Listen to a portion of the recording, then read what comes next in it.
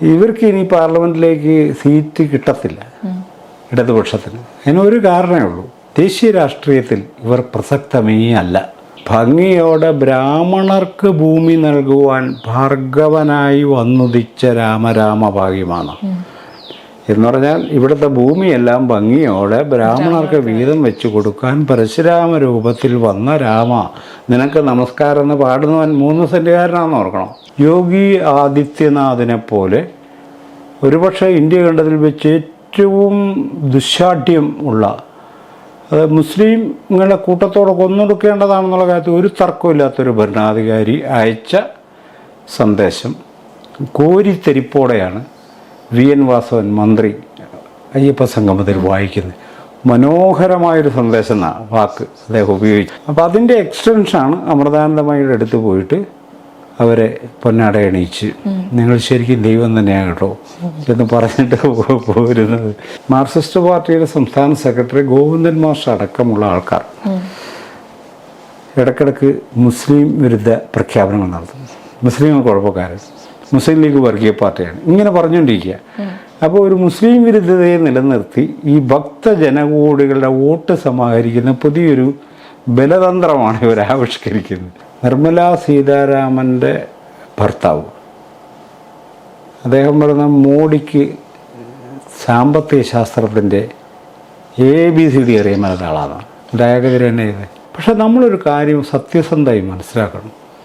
കേരളത്തിൽ കഴിഞ്ഞൊരു 10 വർഷത്തിനിടയ്ക്ക് പിടിക്കപ്പെട്ട പ്രധാനപ്പെട്ട സാമ്പത്തിക കുറ്റവാളികളോ ക്രിമിനൽ കുറ്റവാളികളോ ഒരാൾ പോലും തെളിതല്ലെന്നുള്ളതാണ്. ഹായ് ഹലോ, മീഡിയ ഭാരതിലെ പുതിയൊരു ചാറ്റ് ഷോയിലേക്ക് സ്വാഗതം. ഞാൻ Atheena and this is our chat show chat with Athena.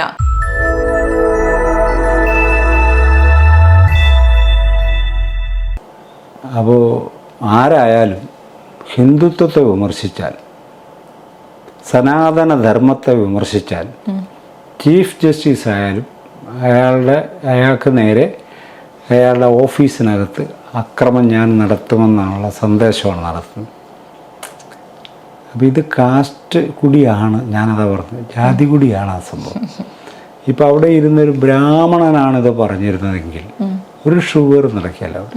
Nirmala സീതാരാമൻ്റെ ഭർത്താവ് അദ്ദേഹം പറയുന്ന മോഡിക്ക് സാമ്പത്തിക ശാസ്ത്രത്തിൻ്റെ ABCD അറിയാൻ ഒരാളാണ്, ഡയഗതിരെ തന്നെ ചെയ്ത്. ഇതിപ്പോൾ നമ്മൾ വല്ലോ പറഞ്ഞെങ്കിലോ ഭാഗത്ത് കിടന്നേ കാസ്റ്റാണ്. അയാൾ തമിഴ് ബ്രാഹ്മണ, അയാളെ തൊടാൻ പേടിയാ, അറയ്ക്കും. അപ്പോൾ കാസ്റ്റ് ഇങ്ങനെ പല രൂപത്തിലാണ് വർക്ക് ചെയ്യുന്നത്. അപ്പോൾ ഈ ശബരിമല കേസിൽ നമ്മളത് ഡയറക്റ്റായിട്ട് ഈ സാധനം ഇത് എത്ര വ്യക്തമായിരിക്കും ആൾക്കാർക്ക് എന്നുള്ളത് അത് മനസ്സിലാകാത്തതെന്ന് എനിക്ക് പിടികിട്ടുന്നില്ല. പിണറായി വിജയൻ യഥാർത്ഥത്തിൽ ചെയ്തത് നാമജപ ഘോഷയാത്രക്കാർ പറഞ്ഞതാണ് ശരി എന്ന് സമ്മതിച്ചു കൊടുക്കുകയത്, വേറെ ഒന്നുമല്ല. അപ്പം അതിൻ്റെ വോട്ട് കിട്ടും എന്നൊരു സങ്കല്പം അതിൽ പാളിച്ചുണ്ടെന്നാണ് എൻ്റെ ഒരു നിരീക്ഷണം. ഇപ്പോൾ വെള്ളാപ്പള്ളി നടേശൻ, VM സുധീരൻ ആലപ്പുഴ നിയോജക മണ്ഡലത്തിൽ MP ആയിട്ട് മത്സരിക്കും. വെള്ളാപ്പള്ളിയായിട്ട് പുള്ളി ഉടക്കാം, സുധീരനും വെള്ളാപ്പള്ളിയും തമ്മിൽ ഉടക്കാം. അപ്പോൾ വെള്ളാപ്പള്ളി പരസ്യമായി രംഗത്ത് സുധീരനെ ആലപ്പുഴയിൽ നിന്ന് കെട്ടിക്കുമെന്ന് പുള്ളി പ്രഖ്യാപിച്ചു. അപ്രാവശ്യം സുധീരൻ ജയിക്കുക ചെയ്ത്. നേരത്തെ ഒരു ജയത്തിൻ്റെ കാര്യം ഞാൻ പറഞ്ഞല്ലോ, BDJSൻ്റെ NSSൻ്റെ തിരുവനന്തപുരത്ത് ഒരു താലൂക്ക് യൂണിയൻ കഴിഞ്ഞ മുമ്പത്തെ തെരഞ്ഞെടുപ്പിൽ ഒരു സ്ഥാനാർത്ഥിക്കെതിരെ പരസ്യമായി നോട്ടീസ് അടിച്ച് NSS താലൂക്ക് യൂണിയൻ സെക്രട്ടറിയുടെ പേരിൽ നോട്ടീസ് അടിച്ച് പരസ്യമായി വീടുകളിൽ കൊണ്ടു കൊടുത്തു. വോട്ട് എണ്ണിയപ്പോൾ ഇവരാർക്കെതിരെയാണോ പ്രവർത്തിച്ചത് ആ സ്ഥാനാർത്ഥിയെ ജയിച്ചത്. അപ്പോൾ ഇവർക്ക് ഈ വോട്ടിൻ്റെ മേൽ വലിയ സ്വാധീനമുണ്ട്, ഇവരുടെ പോക്കറ്റുകൾ. ഇതൊക്കെ വെറുതെ ഒരു തെറ്റിദ്ധാരണ, അങ്ങനൊന്നുമില്ല, അങ്ങനെ ഇല്ല യഥാർത്ഥത്തിൽ. അങ്ങനെ വോട്ടിൻ്റെ മേൽ സ്വാധീനമുള്ളത് ന്യൂനപക്ഷങ്ങൾക്കാണ്. ക്രിസ്ത്യാനികൾക്ക് വോട്ടിന് മേലൊരു സ്വാധീനം, മുസ്ലിങ്ങൾക്കും വോട്ടിന് മേൽ സ്വാധീനം. അങ്ങനെ ഒരു മതമല്ലെന്ന് ഹിന്ദു മതം, ഇത് പല ജാതികളായി കിടക്കുന്നൊരു സംഭവമാണ്. ഇപ്പം നേരത്തെ പറഞ്ഞു വിദ്യാഭ്യാസപരമായിട്ടുള്ള വളർച്ചയുണ്ടെങ്കിൽ ആ ഒരു ജാതീയ വേർതിരിവ് കുറഞ്ഞേക്കാം എന്നുള്ള ഒരു മിഥ്യാധാരണ പലയിടങ്ങളിലും ഉണ്ട്. അതേപോലെ സാമ്പത്തിക അടിത്തറ ഭദ്രമാണെങ്കിൽ അതും ഓക്കെ ആണ് എന്നുള്ള പല ആൾക്കാരും പറയുന്നുണ്ട്. പക്ഷെ അങ്ങനെയാണെങ്കിൽ കൂടിയും ഇപ്പോഴും കോളനികൾ എന്ന് പറയുമ്പോൾ അത് വളരെ മോശപ്പെട്ട ഒരു രീതിയിൽ വെറുക്കപ്പെട്ട ഇടങ്ങൾ അങ്ങനെയായി മാറുന്നത് എന്തുകൊണ്ടാ? അതിന് സാമ്പത്തികമായിട്ട് ഒരു ബന്ധമില്ല. നമ്മൾ ഈ കോളനികളിലുള്ളവരെല്ലാം വളരെ ദരിദ്രമായിട്ടല്ല ജീവിക്കുന്നത് യഥാർത്ഥത്തിൽ. കോളനികളിൽ അല്ല, പൊതുവേ നമ്മൾ പറയുമ്പോൾ ഇപ്പൊ ഒരു സ്കൂളിന്റെ കാര്യം എടുക്കാം. സ്കൂളിലെ ഒരു കുട്ടീനെ ഒരു ടീച്ചർ ഇങ്ങനെ പറയുമ്പോൾ ഈ കുട്ടി എവിടത്തെയാ ചോദിക്കും, അതാ കോളനിയിലാ. അങ്ങനെ സാധാരണ അങ്ങനെ കോളനി എന്നത് കേരളത്തിലെ വെറുക്കപ്പെട്ട ഇടങ്ങളാണ്. അതെ, വെറുക്കപ്പെട്ട ഇടങ്ങളാകാൻ കാരണം കേരളത്തിലെ മുഴുവൻ കോളനികളും, കോളനി എന്ന് വിളിക്കപ്പെടുന്ന സെറ്റിൽമെന്റുകളിൽ താമസിക്കുന്ന അബവ് 90% ദളിതരാണ് അല്ലെങ്കിൽ ആദിവാസികളാണ്. ദളിതർ കൂട്ടത്തോടെ താമസിക്കുന്ന പ്രദേശം എന്ന നിലയിലാണ് അത് വെറുക്കപ്പെടുന്നത്. അവിടുത്തെ ദാരിദ്ര്യം കൊണ്ടല്ല, അവിടെ വിദ്യാഭ്യാസമുള്ളവരില്ലാത്ത കൊണ്ടല്ല, ഇതൊന്നുമല്ല, അവർക്ക് വൃത്തിയില്ലാത്ത കൊണ്ടല്ല. ഇങ്ങനെ പുറത്ത് പറയുന്ന ഒരു ന്യായവും ബാധകവുമല്ലാത്ത കോളനികൾ, അതിങ്ങനെ ഈ കോളനികൾ കൺസ്ട്രക്റ്റ് ചെയ്തെടുക്കുന്നതാണല്ലോ. അപ്പോൾ കേരളത്തിൽ 50,000-ത്തിലധികം കോളനി ഉണ്ടെന്നാണ് ഇപ്പോൾ പുതിയ റിസർച്ച് സ്കോളേഴ്സ് പറയുന്നൊരു കാര്യം. 50,000-ത്തിലധികം. സർക്കാർ കണക്കിൽ തന്നെ 26,000 ഉണ്ട്. അതിനേക്കാളൊക്കെ എത്രയോ കൂടുതലാണ് ഇവരുടെ സെറ്റിൽമെൻറ്റുകൾ. അപ്പോൾ ആ സെറ്റിൽമെൻറ്റുകൾ ഉണ്ടായത് കേരളത്തിൽ ഭൂപരിഷ്കരണത്തിൻ്റെ ബാക്കി പത്രമാണത്. ഭൂപരിഷ്കരണത്തിലൂടെ മിച്ചം കുറച്ച് ഭൂമി വന്നു. എല്ലാ ഈ ജന്മിമാരിൽ നിന്നൊക്കെ ഭൂമി പിടിച്ചെടുത്ത് അവർക്ക് നിശ്ചയിച്ച സ്റ്റാൻഡേർഡ് ഏക്കർ പ്രകാരം കൊടുത്തു കഴിഞ്ഞ് മിച്ചം വരുന്ന ഭൂമി, കുറേ ഭൂമി മിച്ചം വന്നു, കുറേ ജനവും മിച്ചം വന്നു. ഈ ജനത്തെ എന്ത് ചെയ്യുന്നുള്ളത് വലിയ പ്രശ്നമായി ഗവൺമെൻറ് മുന്നിൽ. 1970 ജനുവരി 1 ഭൂപരിഷ്കരണ നിയമം കേരളത്തിൽ നടപ്പിലാക്കുന്നത്. 72 ലക്ഷം വീട് പദ്ധതി പ്രഖ്യാപിച്ചു. ഈ ജനത്തെ അക്കോമഡേറ്റ് ചെയ്യും, മിച്ചം വന്നവരെ അക്കോമഡേറ്റ് ചെയ്യാനാണ് ഈ ലക്ഷം വീട് ഉണ്ടാക്കിയത്. പിന്നെ കോളനികളുടെ വലിയൊരു എക്സ്റ്റൻഷനാണ് പിന്നെ നമ്മൾ കാണുന്നത്. നൂറുകണക്കിന് കോളനികൾ ഇങ്ങനെ ഉണ്ടായിക്കൊണ്ടിരിക്കുകയാണ്. അപ്പോൾ ഈ കോളനികളെ സംബന്ധിച്ച്, കോളനി പറയുന്ന ഈ ദളിതരടക്കമുള്ളവരാണ്, വളരെ ദരിദ്രരായിട്ടുള്ള നായന്മാരും ബ്രാഹ്മണരെ മാത്രമേ ഞാൻ കോളനി കാണാതുള്ളൂ. മുസ്ലിങ്ങളെയും നായന്മാരെയും സുറിയാനി ക്രിസ്ത്യാനികളൊക്കെ കോളനി ജീവിക്കുന്നവരുണ്ട്.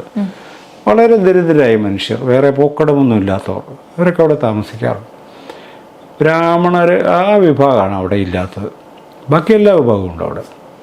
എല്ലാ സ്ഥലത്തും കാണിയല്ല, പക്ഷെ അവരുണ്ട്, പല സ്ഥലങ്ങളിലും ഉണ്ട്, പല കോളനികളിലും ഉണ്ട്. അപ്പോൾ ഈ കോളനികളെ സംബന്ധിച്ച് മലയാളി ഉണ്ടാക്കിയെടുക്കുന്നൊരു സങ്കല്പമുണ്ട്. അതായത് വെറുക്കപ്പെട്ട ശരീരങ്ങളുടെ ഒരു കേന്ദ്രം എന്ന നിലയിൽ, കാസ്റ്റ് സിസ്റ്റത്തിൻ്റെ ഏറ്റവും അടിത്തട്ടിൽ കഴിയുന്ന മനുഷ്യരെന്ന നിലക്ക്, വർച്വസ് അല്ലാത്ത മനുഷ്യർ ജീവിക്കുന്ന ഇടമെന്ന നിലക്ക്, ക്വാളിറ്റി ഇല്ലാത്ത ജനങ്ങൾ ജീവിക്കുന്ന മനുഷ്യർ ജീവിക്കുന്ന ഇടമെന്ന നിലക്ക് അത് വെറുക്കപ്പെട്ടൊരു സ്ഥലമാണ്. എല്ലാ കുഴപ്പങ്ങളുടെയും കേന്ദ്രമാണെന്നുള്ളതാണ്. വ്യഭിചാരം, കള്ളവാറ്റ്, കഞ്ചാവ്, മോഷണം, പിടിച്ചുപറി, ഗുണ്ട ഇടപാടുകൾ, ഇതിൻ്റെയൊക്കെ കേന്ദ്രം കോളനിയാണ് എന്നൊരു സങ്കല്പം ഉണ്ടാക്കിയെടുക്കുക. ഇത് വെറുതെ ഉണ്ടാക്കിയെടുക്കുന്നതല്ല. ഇപ്പോൾ ഈ നാട്ടിൽ ഒരു അടിപിടി അല്ലെങ്കിൽ ഒരു കൊലപാതകം അല്ലെങ്കിൽ ഒരു മോഷണം നടന്നാൽ ഈ ഗാന്ധിനഗർ പോലീസിലെ വണ്ടി ആദ്യം പോകുന്നത് തൊട്ടടുത്ത കോളനികളിലേക്കായിരിക്കും. അവിടുന്ന് കള്ളനെ പിടിക്കണമെന്നില്ല, പക്ഷെ അവിടെ ചെല്ലും. എന്നാൽ ഇതിൻ്റെയൊക്കെ ഉത്തരവാദിത്വം ഇവിടെ താമസിക്കുന്ന അധമരായ മനുഷ്യരിലാണ് എന്ന് സമൂഹം ഉറപ്പിക്കുക. പക്ഷെ നമ്മളൊരു കാര്യം സത്യസന്ധമായി മനസ്സിലാക്കണം.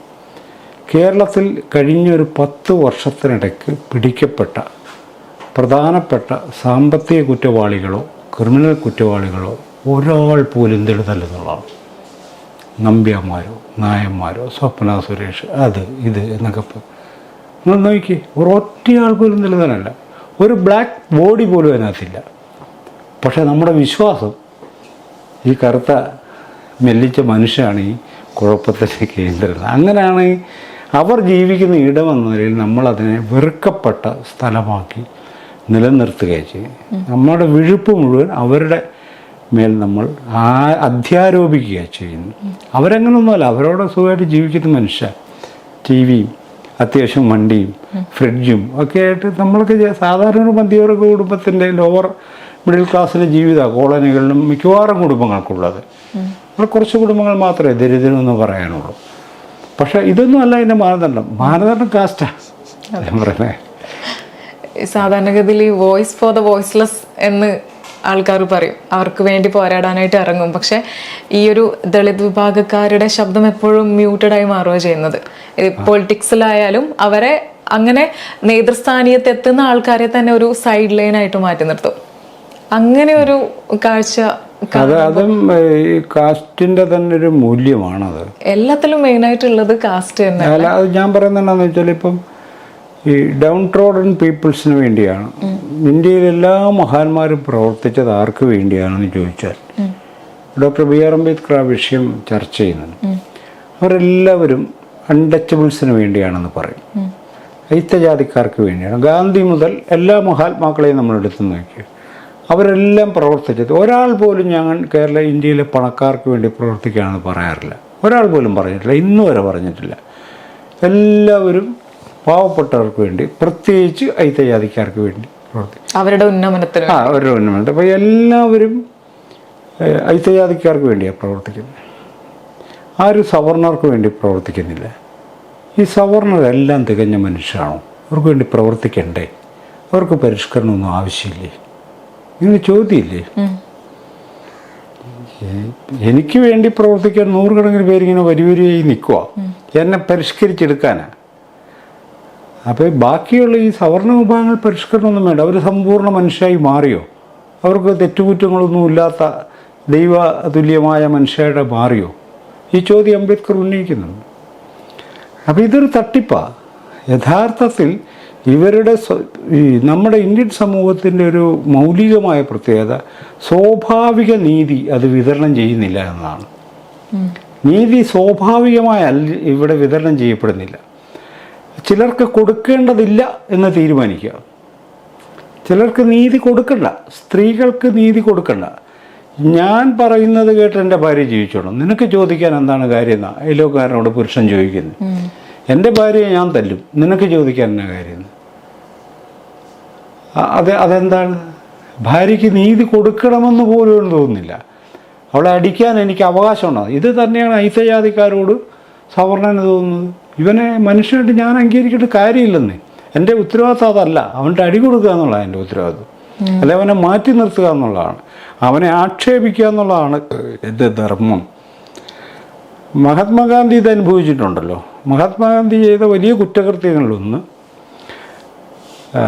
അദ്ദേഹം വൈക്കം സത്യാഗ്രഹ കാലത്ത് അവിടെ വരുന്നുണ്ട്.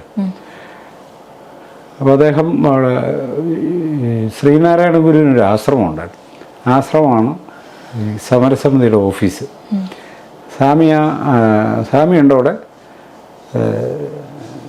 ഗാന്ധിയുണ്ട് അവിടെ.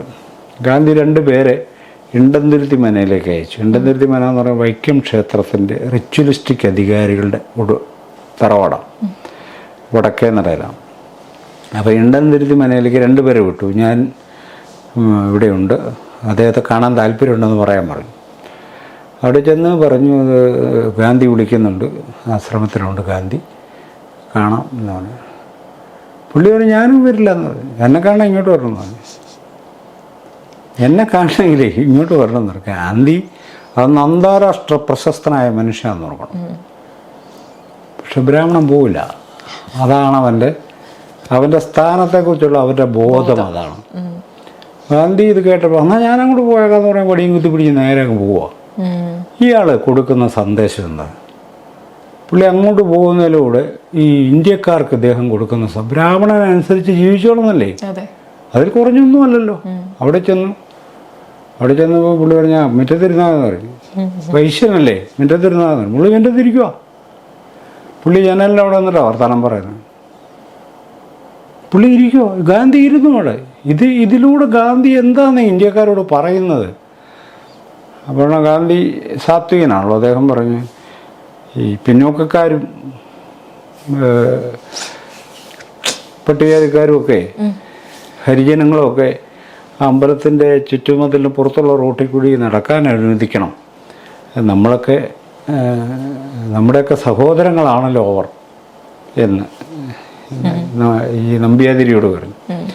അപ്പോൾ നമ്പ്യാതിരി അകത്തുനിന്ന് വിളിച്ചു ചോദിച്ചു ഗാന്ധിയോട്, ഗാന്ധി താങ്കൾ ഒരു ഹിന്ദു ആണോ? അതെ, ഞാനൊരു സനാതന ഹിന്ദു ആണെന്ന് മറുപടി പറഞ്ഞു ഗാന്ധി. കാരണം ഈ നമ്പ്യാതിരി പറയുന്നൊരു ഉത്തരവുണ്ട്, ഞാനും എന്ന് പറയാൻ ഞാനും ഒരു സനാതന ഹിന്ദുവാണ്. ഒരു ഹിന്ദു എന്ന നിലയിൽ അയിത്ത ജാതിക്കാരോട് അയിത്തം പാലിക്കാൻ ധാർമ്മികമായി ഞാൻ ബാധ്യസ്ഥനാണെന്നാണ്. അതുകൊണ്ട് അവരെ കയറ്റാൻ പറ്റിയില്ലെന്നാണ്. ഗാന്ധി ഒന്നും പറയാതെ തിരിച്ചു പോരുകയത്. ഇത് വൈക്കത്ത് നടന്ന സംഭവമാണ്. വൈക്കം സത്യാഗ്രഹവുമായി ബന്ധപ്പെട്ട എല്ലാ പുസ്തകങ്ങളും പരാമർശിക്കുന്ന കൂടിക്കാഴ്ചയത്. അപ്പോൾ ഈ ഗാന്ധി തിരിച്ചു പോരും, ഗാന്ധി എന്താണെന്ന് ഈ ഇന്ത്യക്ക് കൊടുക്കുന്ന സന്ദേശം എന്താ?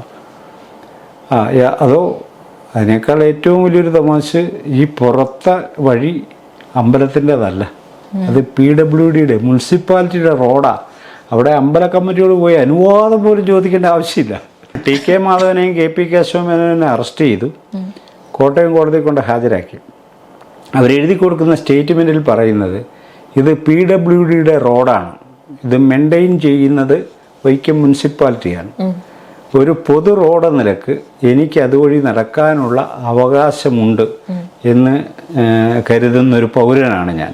അതുകൊണ്ട് ഞാൻ തെറ്റൊന്നും ചെയ്തിട്ടില്ല എന്നാണ് ഈ കേസുമായി ഇതുമായി ബന്ധപ്പെട്ട് സത്യാഗ്രഹികളായ ഇവരെ അറസ്റ്റ് ചെയ്ത് കൊണ്ടുചെല്ലുമ്പോൾ ഇവർ കോടതിയിൽ എഴുതി കൊടുക്കുന്നു ഞങ്ങൾ തെറ്റൊന്നും ചെയ്തിട്ടില്ലെന്നാണ് എഴുതി കൊടുക്കണം. കാരണം PWDയുടെ റോഡാണ്.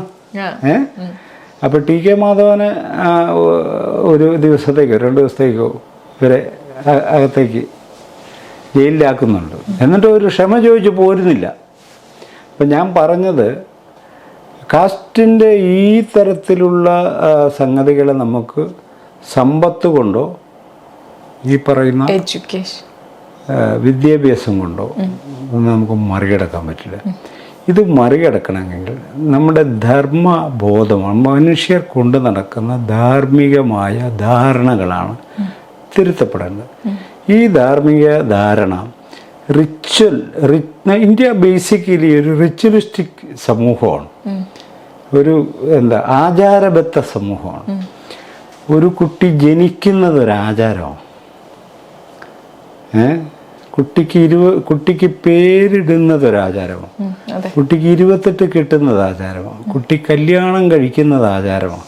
കുട്ടി എഴുത്തിനിരുത്തുന്നത് ആചാരമാണ്.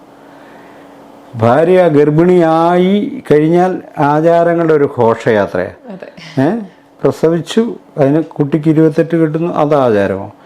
ആൾ മരിക്കുന്നു, അത് ആചാരമാണ്. മരിച്ചു കഴിഞ്ഞാലും വിടത്തില്ല, 56-ന് വേറൊരു ആചാരമുണ്ട്.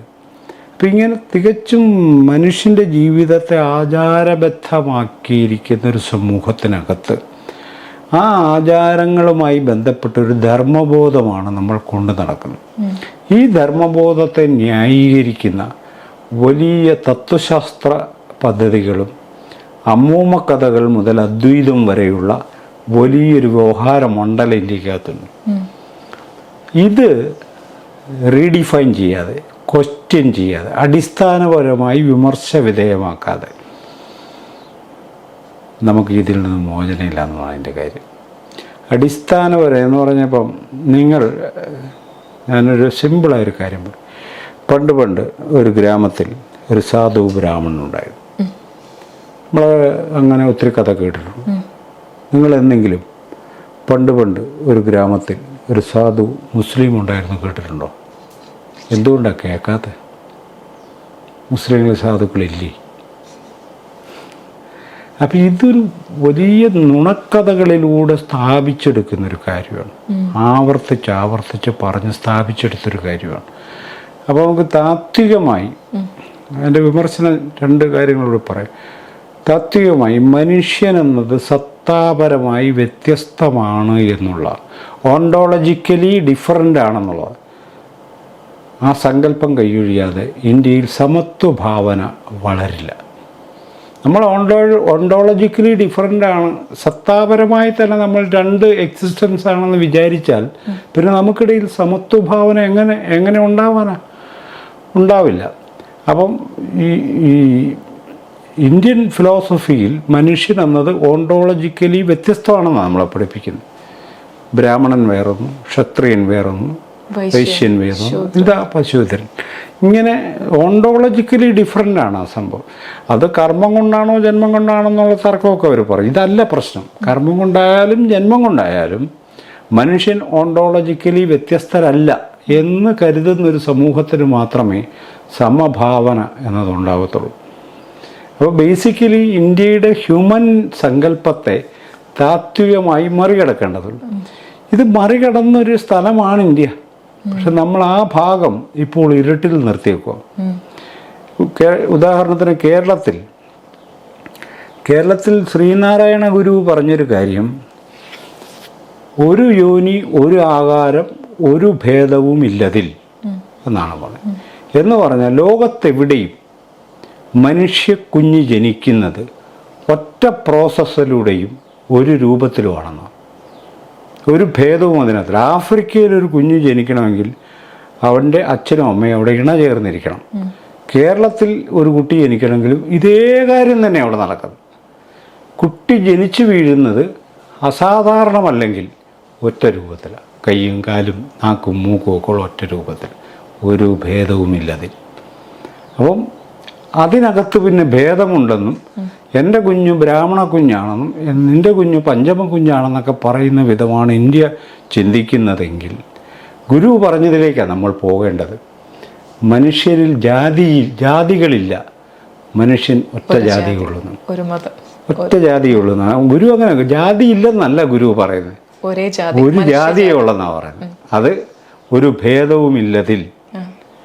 പശുവിന് പശുത്വം പോലെയാണ് മനുഷ്യനിൽ മനുഷ്യത്വം എന്ന് പറയുന്നത്.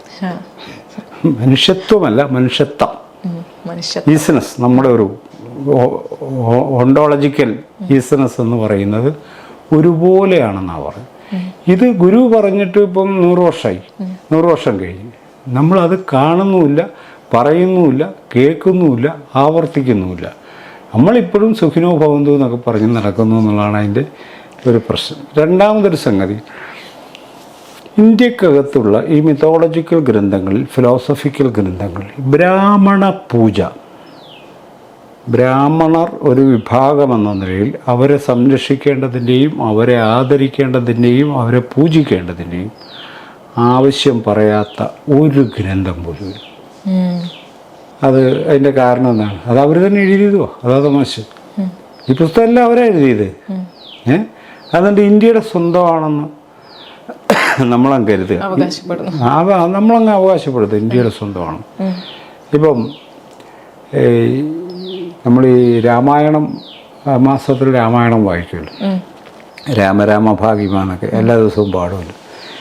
അപ്പം അതിനകത്ത് ഈ ഭംഗിയോടെ ബ്രാഹ്മണർക്ക് ഭൂമി നൽകുവാൻ ഭാർഗവനായി വന്നുദിച്ച രാമഭാഗിമാന എന്ന് പറഞ്ഞാൽ ഇവിടുത്തെ ഭൂമിയെല്ലാം ഭംഗിയോടെ ബ്രാഹ്മണർക്ക് വീതം വെച്ച് കൊടുക്കാൻ പരശുരാമ രൂപത്തിൽ വന്ന രാമ നിനക്ക് നമസ്കാരം എന്ന് പാടുന്നവൻ 3 സെൻറ്റുകാരനാണെന്ന് ഓർക്കണം. അപ്പം ഇത് യഥാർത്ഥത്തിൽ നമ്മളുടെ ഈ ടെക്സ്റ്റൈൽ പാഠങ്ങളും നമ്മളുടെ റിച്വലിസ്റ്റിക് ആയിട്ടുള്ള സംഗതികളും ഒക്കെ നമ്മളൊരു പുനഃപരിശോധനയ്ക്ക് വിധേയമാകും. അത് നമ്മൾ പുതിയതായിട്ട് തുടങ്ങണ്ടെന്നാണ് ഞാൻ പറഞ്ഞത്. അതുകൊണ്ട് യഥാർത്ഥത്തിൽ ഇന്ത്യക്കകത്ത് ആ ഒരു ഇപ്പം ബുദ്ധൻ ഉദാഹരണത്തിന്, ബുദ്ധൻ ഈ ബ്രാഹ്മണിക്കൽ തത്വചിന്തയെ അടിസ്ഥാനപരമായി നിഷേധിച്ച ഒരാളാണ്. ജൈനമതത്തിൻ്റെ സ്ഥാപകനായിട്ട് വർത്തമാന മഹാവീരൻ അടിസ്ഥാനപരമായി തന്നെ അഹിംസയെ ചരിത്രത്തിലേക്ക് കൊണ്ടുവന്ന ഒരാളാണ്. ഹിന്ദുവായിട്ട് ഒരു ബന്ധമുള്ള കാര്യമല്ല ഇതൊന്നും. നരബലി നടത്തിക്കൊണ്ടിരുന്ന ആൾക്കാരാണ്. ഇപ്പം ഈ ബുദ്ധനൊക്കെ ഉണ്ടാകുന്ന കാലത്ത് ഈ ബ്രാഹ്മണ മതം ചെയ്തുകൊണ്ടിരുന്ന നരബലിയാണ് നടത്തിക്കൊണ്ടിരുന്നത്. അതുപോലെ സമാന്തരമായ അനേകം ചിന്തകരുടെ വലിയ സാന്നിധ്യം ഇന്ത്യ ചരിത്രത്തിലുണ്ട്. പക്ഷേ ഇവർ ബുദ്ധനൊക്കെ ഏതോ അന്യനാട്ടുകാരനാണ് നമ്മളിപ്പോൾ കരുതുന്നത്. ഈ നാട്ടുകാരനാണെന്ന് പോലും നമുക്കൊരു ധാരണയില്ല. അദ്ദേഹത്തിൻ്റെ സിദ്ധാന്തങ്ങൾ, വിശ്വാസങ്ങൾ അല്ലെങ്കിൽ മതം എന്ന് പിൽക്കാലത്ത് വിളിക്കപ്പെട്ട ജീവിതക്രമം ഇന്ത്യക്കകത്താണ് തഴച്ചു വളർന്നത് എന്ന കാര്യം പോലും നമ്മൾ മറന്നുപോയി. നമ്മളിത് മുഴുവനും വേദങ്ങളും ഇതിഹാസങ്ങളുടെയും ഒരു സ്ഥലമായിട്ട് അങ്ങോട്ട് ചുരുക്കി എഴുതുകയാണ് ചെയ്യുന്നത്. അപ്പോൾ ഇന്ത്യക്കകത്ത് തന്നെ ഇത് ഉറങ്ങിക്കിടപ്പുണ്ടെന്നുള്ളതാണ് എൻ്റെ ഒരു വാദം. സമഭാവനയുടെയും മനുഷ്യനായി ജീവിക്കാനുള്ള സാധ്യതയുടെയും ഒക്കെ ഒരു മണ്ഡലം ഇന്ത്യ ചരിത്രത്തിൽ തന്നെ ഉറങ്ങിക്കിടപ്പുണ്ടെന്നാണ് ഞാൻ വിചാരിക്കുന്നത്. നമ്മൾ യഥാർത്ഥത്തിൽ അതിനെ ഉണർത്തേണ്ട ആവശ്യമേ ഉള്ളൂ. അത് മനുഷ്യരിലേക്ക് ഒരു ഫോഴ്സായി എത്തിക്കേണ്ട കാര്യം മാത്രമേ ഉള്ളൂ. അതില്ലാത്തതല്ല. പക്ഷെ ഈ ഗ്രന്ഥത്തിലൂടെയല്ലേ, ഈ ഗ്രന്ഥം വഴിയൊക്കെ അതൊക്കെ പിന്നെയും ഊട്ടി ഉറപ്പിക്കുകയല്ലേ ചെയ്യുന്നത്. ഇപ്പോൾ നമുക്ക് വാസ്തുശാസ്ത്രം നോക്കിയാൽ തന്നെ മനസ്സിലാകും, അതിലും പരാമർശിക്കുന്നുണ്ട് മനുഷ്യർ ജീവിക്കേണ്ടത് അവരുടെ ആ ഒരു മണ്ണിന്റെ നേച്ചറിനനുസരിച്ചാണ് മനുഷ്യൻ ജീവിക്കേണ്ടത് എന്ന് പറയുന്നത്. അതിൽ ചാതുർവർണ്ണ ഇവരെപ്പോഴും എല്ലാ കാര്യത്തെയും ഗ്രേഡഡ് ആയിട്ട് മാത്രം മനസ്സിലാക്കുന്നതാണ് ഇന്ത്യൻ ചിന്തയുടെ അടിസ്ഥാനപരമായ അപകടം എന്ന് പറയുന്നത്. എന്താ പറയുന്നത്? വാസ്തുശാസ്ത്രമായാലും വാസ്തുശാസ്ത്രത്തിൻ്റെയൊക്കെ ജനകീയ രൂപങ്ങൾ ഈ പറഞ്ഞ പോലെ മണ്ണ്, ബ്രാഹ്മണൻ വീട് വെക്കേണ്ട മണ്ണ്, ക്ഷത്രിയൻ വീട് വെക്കേണ്ട മണ്ണ്, വൈശ്യൻ വീട് വെക്കേണ്ട മണ്ണ് അതുപോലും തരംതിരിച്ചിട്ടുണ്ട്. അങ്ങനെ ഇവർ തരംതിരിക്കാത്ത ഒരു വസ്തുവില്ല ലോകത്ത്, എല്ലാത്തിനും അവർ തരംതിരിച്ചിട്ടുണ്ട്. അല്ല, ഞാൻ പറഞ്ഞു വരുന്നത് എന്താന്ന് വെച്ചാൽ, നമ്മൾ പുതിയ തലമുറയിലേക്ക് ഈ സമത്വ ബോധം ഉണ്ടാക്കിയെടുക്കുമ്പോൾ ആദ്യം കുട്ടികളിലേക്ക് നമ്മൾ ഇത് വ്യാപിപ്പിക്കുകയല്ലേ ചെയ്യുന്നത്. കുട്ടികളും ഈ ഇതുപോലുള്ള ഗ്രന്ഥങ്ങളിലൂടെ തന്നെയല്ലേ പിന്നെ കടന്നു വരുന്നത്. രാമായണമായാലും മഹാഭാരതമായാലും ഇതുപോലുള്ള വാസ്തുവായാലും. അല്ല, അതിനകത്ത് ഞാൻ പറയുന്നൊരു കാര്യം എന്താണെന്ന് ചോദിച്ചാൽ, ഇപ്പം അത് നന്നായിട്ട് അറിയാവുന്നവരാണ് ഹിന്ദുത്വവാദികൾ. അതുകൊണ്ട് അവരെപ്പോഴും കുട്ടികളെ വെച്ചിട്ടാണ് അവരുടെ പൊളിറ്റിക്സ് ഓപ്പറേറ്റ് ചെയ്യുക. വിശ്വാസത്തിൻ്റെ രൂപത്തിലാണ് അതവർ നമുക്ക് തരിക. ഈ ഇന്ത്യക്കകത്ത് ശുദ്ധ ജ്ഞാനം എന്ന് പറയുന്ന സാധനം ഇല്ല. ജ്ഞാനം റിച്വലായിട്ടാണ് നമുക്ക് തരുന്നത്. വിജ്ഞാനത്തെ അനുഷ്ഠാനമായിട്ടാണ് നമുക്ക് തരിക. ഈ അനുഷ്ഠാനത്തിലേക്കാണ് കുട്ടികളെ അബ്സോർവ് ചെയ്യുന്നത്. ഇപ്പം കൃഷ്ണാഷ്ടമി വരുന്നു, കൃഷ്ണാഷ്ടമി വരുന്നു ഉടനെ ഈ പറഞ്ഞ ഹിന്ദുത്വ രാഷ്ട്രീയമായിട്ട് ബന്ധമുള്ള നാട്ടിൽ ചെറുപ്പക്കാർ വരുന്നു, കുട്ടിയെ വിടണം, കുഞ്ഞിനെ വിടണം, ഒന്ന് കൃഷ്ണൻ്റെ ജന്മദിനമാണ്, സംഭവമുണ്ട്. അപ്പോൾ കുട്ടിക്ക് മേൽപ്പീലിയൊക്കെ കെട്ടിക്കൊടുത്ത് ഓടക്കുള്ളൊക്കെ കൊടുത്ത് തുണിയൊക്കെ കൊടുക്കുക, അവൻ ഭയങ്കര ഹാപ്പിയാണ് ഈ പയ്യനെ. അപ്പോൾ അതിനിപ്പം രാഷ്ട്രീയം നോക്കാനാ, നമ്മുടെ ഒരു ഭഗവാനല്ലേ. അപ്പോൾ ഈ പയ്യൻ ഈ പോകുന്ന ഈ 2 വയസ്സുകാരൻ ഒരു 16 വയസ്സാകുമ്പം തനി RSSകാരനായിട്ടാ പുറത്തു വരിക. ഇതാണ് അതിൻ്റെ ട്രീറ്റ്മെൻറ്റ്. അപ്പോൾ നമ്മൾ ചെയ്യേണ്ടത് അതേ സംഭവത്തെ അതേ മണ്ഡലത്തിൽ തന്നെ ഇടപെടാൻ കഴിയുന്ന വിധ റിസോഴ്സസ് ഇന്ത്യക്കുണ്ടെന്ന് മനസ്സിലാക്കുക എന്നാണ് ഞാൻ പറയുന്ന കാര്യം. നമുക്കുണ്ടത്. ഇത് തിരിച്ച് കുട്ടികളുടെ ഭാവനയെ മറ്റൊരു മണ്ഡലത്തിലേക്ക് കൊണ്ടുപോകാൻ കഴിയുന്ന റിസോഴ്സസ്, ഹിസ്റ്റോറിക്കൽ എക്സ്പീരിയൻസ് നമുക്കുണ്ട്. പക്ഷെ അത് നമ്മുടെ പാഠപുസ്തകങ്ങൾ അടക്കം തടഞ്ഞു വെച്ചിരിക്കുന്നു. ഞാനൊന്ന് പറയട്ടെ, നിങ്ങൾ 4ാം ക്ലാസ്സിൽ പഠിക്കുന്നതിന് മുമ്പ് നിങ്ങൾ പരശുരാമനെക്കുറിച്ചും ശ്രീരാമനെക്കുറിച്ചും സീതയെക്കുറിച്ചും ഉറപ്പായിട്ടും കേട്ടിട്ടുണ്ട്. പക്ഷെ ശ്രീനാരായണ ഗുരുവിനെ കുറിച്ച് നമുക്ക് കേട്ടിരിക്കാൻ വഴിയില്ല. ഇതാണ് നമ്മുടെ വിദ്യാഭ്യാസം തന്നെ നമ്മളെ ഏങ്കോണിപ്പുകാരാക്കി മാറ്റുന്നൊരു സംഭവം. ഏങ്കോണിപ്പുകാരാക്കി മാറ്റുക. നമുക്കതൊക്കെ നല്ല പരിചയമാണ്. അപ്പോൾ വീട്ടിൽ ചെന്ന് കഴിഞ്ഞാൽ ഈ പറഞ്ഞ രാമനും കൃഷ്ണനെല്ലാം ഇങ്ങനെ ചുറ്റും ഇരിക്കുമല്ലേ. അപ്പോൾ കുട്ടികളുടെ മനസ്സിൽ ഈ സംഭവമൊക്കെ ഇരിക്കുന്നത്.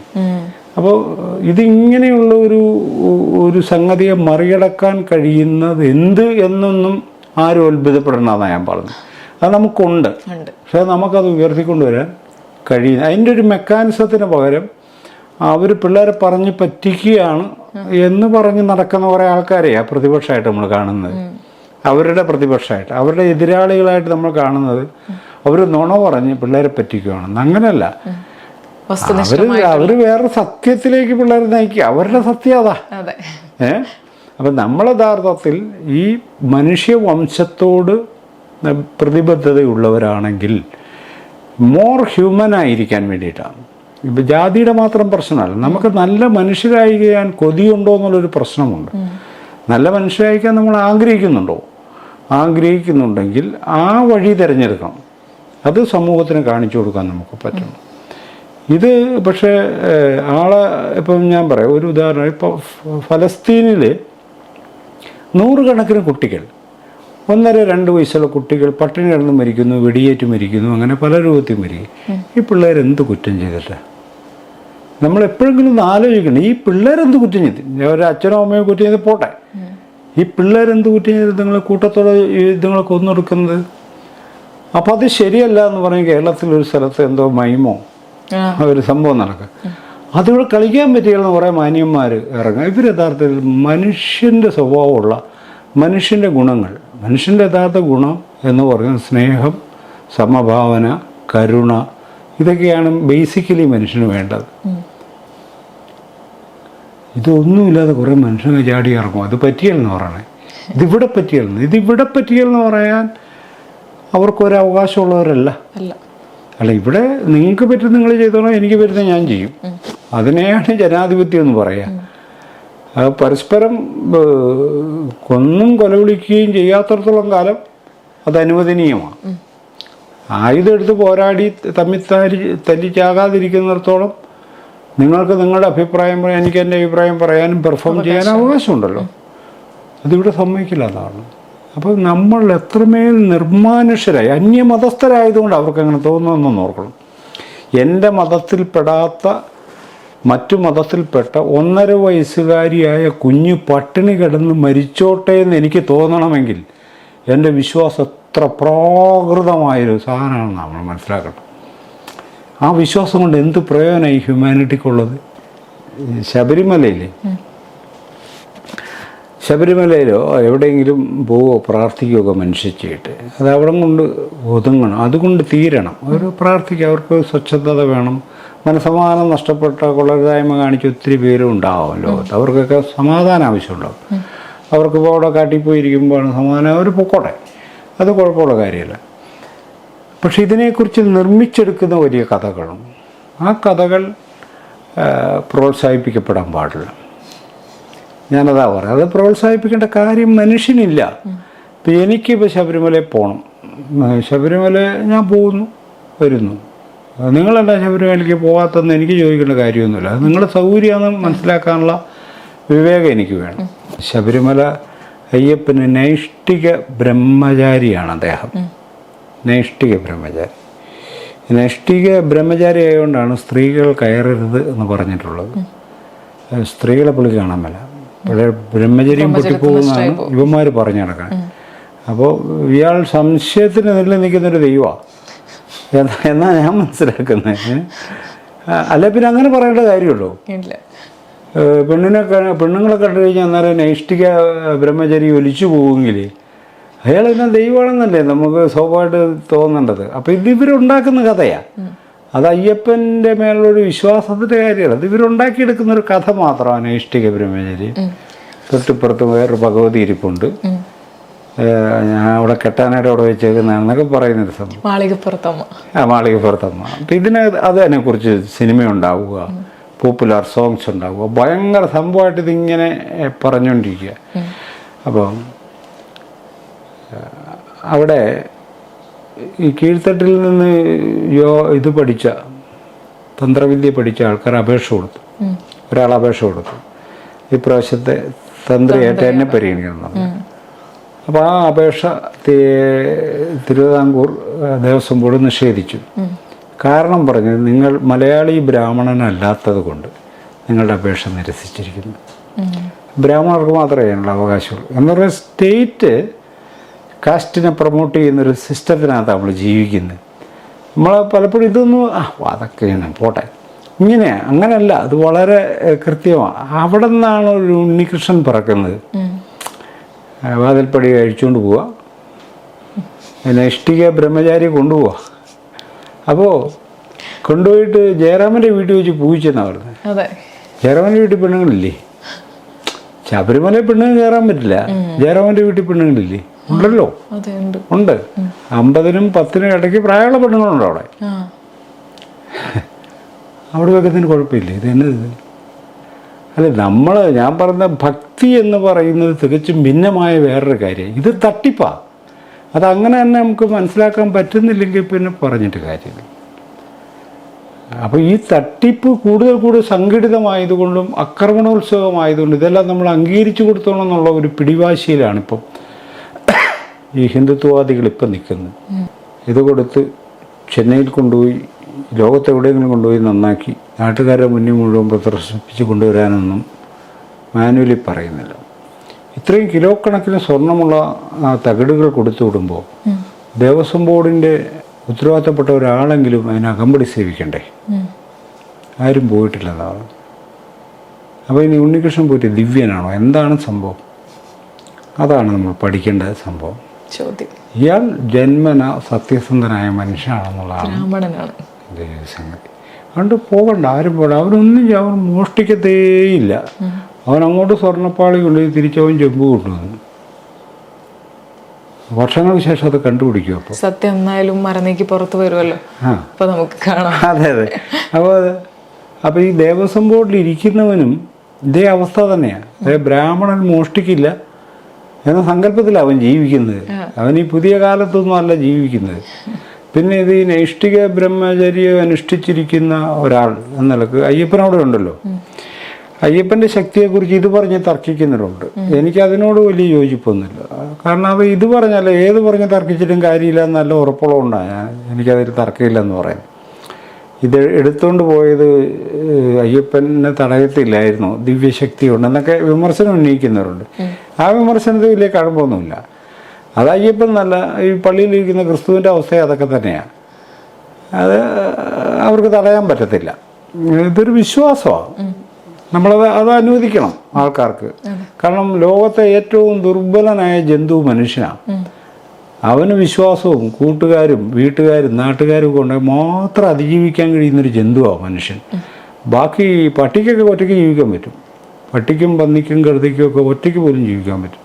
ഭക്ഷണം കിട്ടിയാൽ മതി. വേറെ ഒരാവശ്യവുമില്ല. ഒരു ഇണ കൂടി ഉണ്ടെങ്കിൽ അവൻ സമ്പൂർണ്ണ തൃപ്തനായി. വേറെ ഒന്നും ഒരു പ്രശ്നമല്ല. പക്ഷെ മനുഷ്യന് ഇണ പോരാ. അവന് കുടുംബം വേണം, കൂട്ടുകാർ വേണം, നാട്ടുകാർ വേണം, തത്വചിന്ത വേണം, വിശ്വാസം വേണം, അമ്പലം വേണം, ദൈവം വേണം. ഇങ്ങനെ ഒത്തിരി ആവശ്യമുള്ളവനാണ്. ഇത്രയും സങ്കീർണമായ ജന്തു എന്ന നിലക്ക് അവർ പോയി അവിടെ തൊടാതിരി. ഇപ്പം ഇതെല്ലാം അടിച്ചോണ്ട് പോയെന്ന് പറഞ്ഞാലും അവിടെ നടവരവിന് ഒരു കുറവും ഉണ്ടാവത്തില്ല. മനസ്സിലായില്ലേ? അപ്പം അതിനകത്ത് വിജയമല്യ കൊടുത്ത സ്വർണ്ണ കാണാതെ പോയത്. വിജയമല്യ തന്നെ കാണുന്നില്ല. അതിനെക്കുറിച്ച് ആരും സംസാരിക്കുന്നില്ല. അപ്പം അത് നമ്മൾ നോക്കണം. പുള്ളി 9,000 കോടി രൂപ SBI നിന്ന് എടുക്കുന്നു. അതിനകത്ത് നിന്ന് 30-35 കോടി രൂപ മുടക്കി പുള്ളി കുറേ സ്വർണം മേടിച്ചു കൊടുത്തു. ബാക്കി പൈസയായിട്ട് പുള്ളി പോയി. അപ്പം ഇത് മൊത്തത്തിലൊരു കച്ചവടമാണ് നടക്കുന്നത്. അപ്പം ഇതങ്ങനെ തന്നെ മനസ്സിലാക്കണം. ദൈവത്തെ അവരുടെ വിശ്വാസത്തിനോട് കൂട്ടിക്കുഴയ്ക്കണ്ട. പക്ഷെ അവിടെ നടക്കുന്ന കാര്യം ഇന്നതാണെന്ന് അവരറിയണ്ടേ. ഇപ്പോൾ പറയുന്നത് ദേവസ്വം ബോർഡ് പിരിച്ചു വിട്ടിട്ട് അവരെ എങ്ങനെ ഏൽപ്പിക്കുക? ആരെ ഏൽപ്പിക്കുന്നത്? ഇത് ഈ പോറ്റിയെ പോലുള്ള ആൾക്കാരെ, ഉണ്ണികൃഷ്ണൻ പോറ്റിയെ പോലുള്ള ആൾക്കാരിലെ ഏൽപ്പിക്കാൻ പറ്റത്തുള്ളൂ. അപ്പം എന്തുകൊണ്ടാണ് നിങ്ങളൊരു മലയാളി ബ്രാഹ്മണനല്ലാത്തത് കൊണ്ട് അമ്പലത്തിൽ പൂജാരിയായി നിയമിക്കാൻ പറ്റില്ല എന്ന് പറയുന്നതിൻ്റെ കുട്ടൻസ് ഒന്ന് മനസ്സിലായല്ലോ. ഇത്രയേ ഉള്ളൂ അതിൻ്റെ കാര്യം. ഇത് മനസ്സിലായി തീർന്നു. അപ്പോൾ അത് റെഗുലേറ്റ് ചെയ്യാൻ ഉത്തരവാദിത്വം ശരിക്കും ദേവസ്വം ബോർഡിനാണുള്ളത്. അവിടെ ക്രമബദ്ധമായി കാര്യങ്ങൾ നടക്കുന്നുവെന്ന്. ഇപ്പോൾ ശബരിമലയിൽ അവിടെ നടവരവ് അത് ദേവസ്വം ബോർഡിനുള്ള. അവിടുത്തെ തന്ത്രിക്ക് പ്രത്യേക മുറിയുണ്ട്. അവിടെ പ്രത്യേക കൂടിക്കാഴ്ച അനുവദിക്കും. അവിടെ കൊടുക്കുന്ന പൈസ തന്ത്രിക്ക് എടുക്കാമെന്ന്. തന്ത്രിക്കാണ് കൊടുക്കുന്നു. അവിടെ ചെല്ലുന്ന ഭക്തൻ കൊടുക്കുന്ന പൈസ തന്ത്രിക്കുള്ള. തന്ത്രി അവിടെ നിന്ന് പോകുന്നത് ഏത് പൈസയാണെന്ന് ആർക്കറിയാൻ പറ്റും?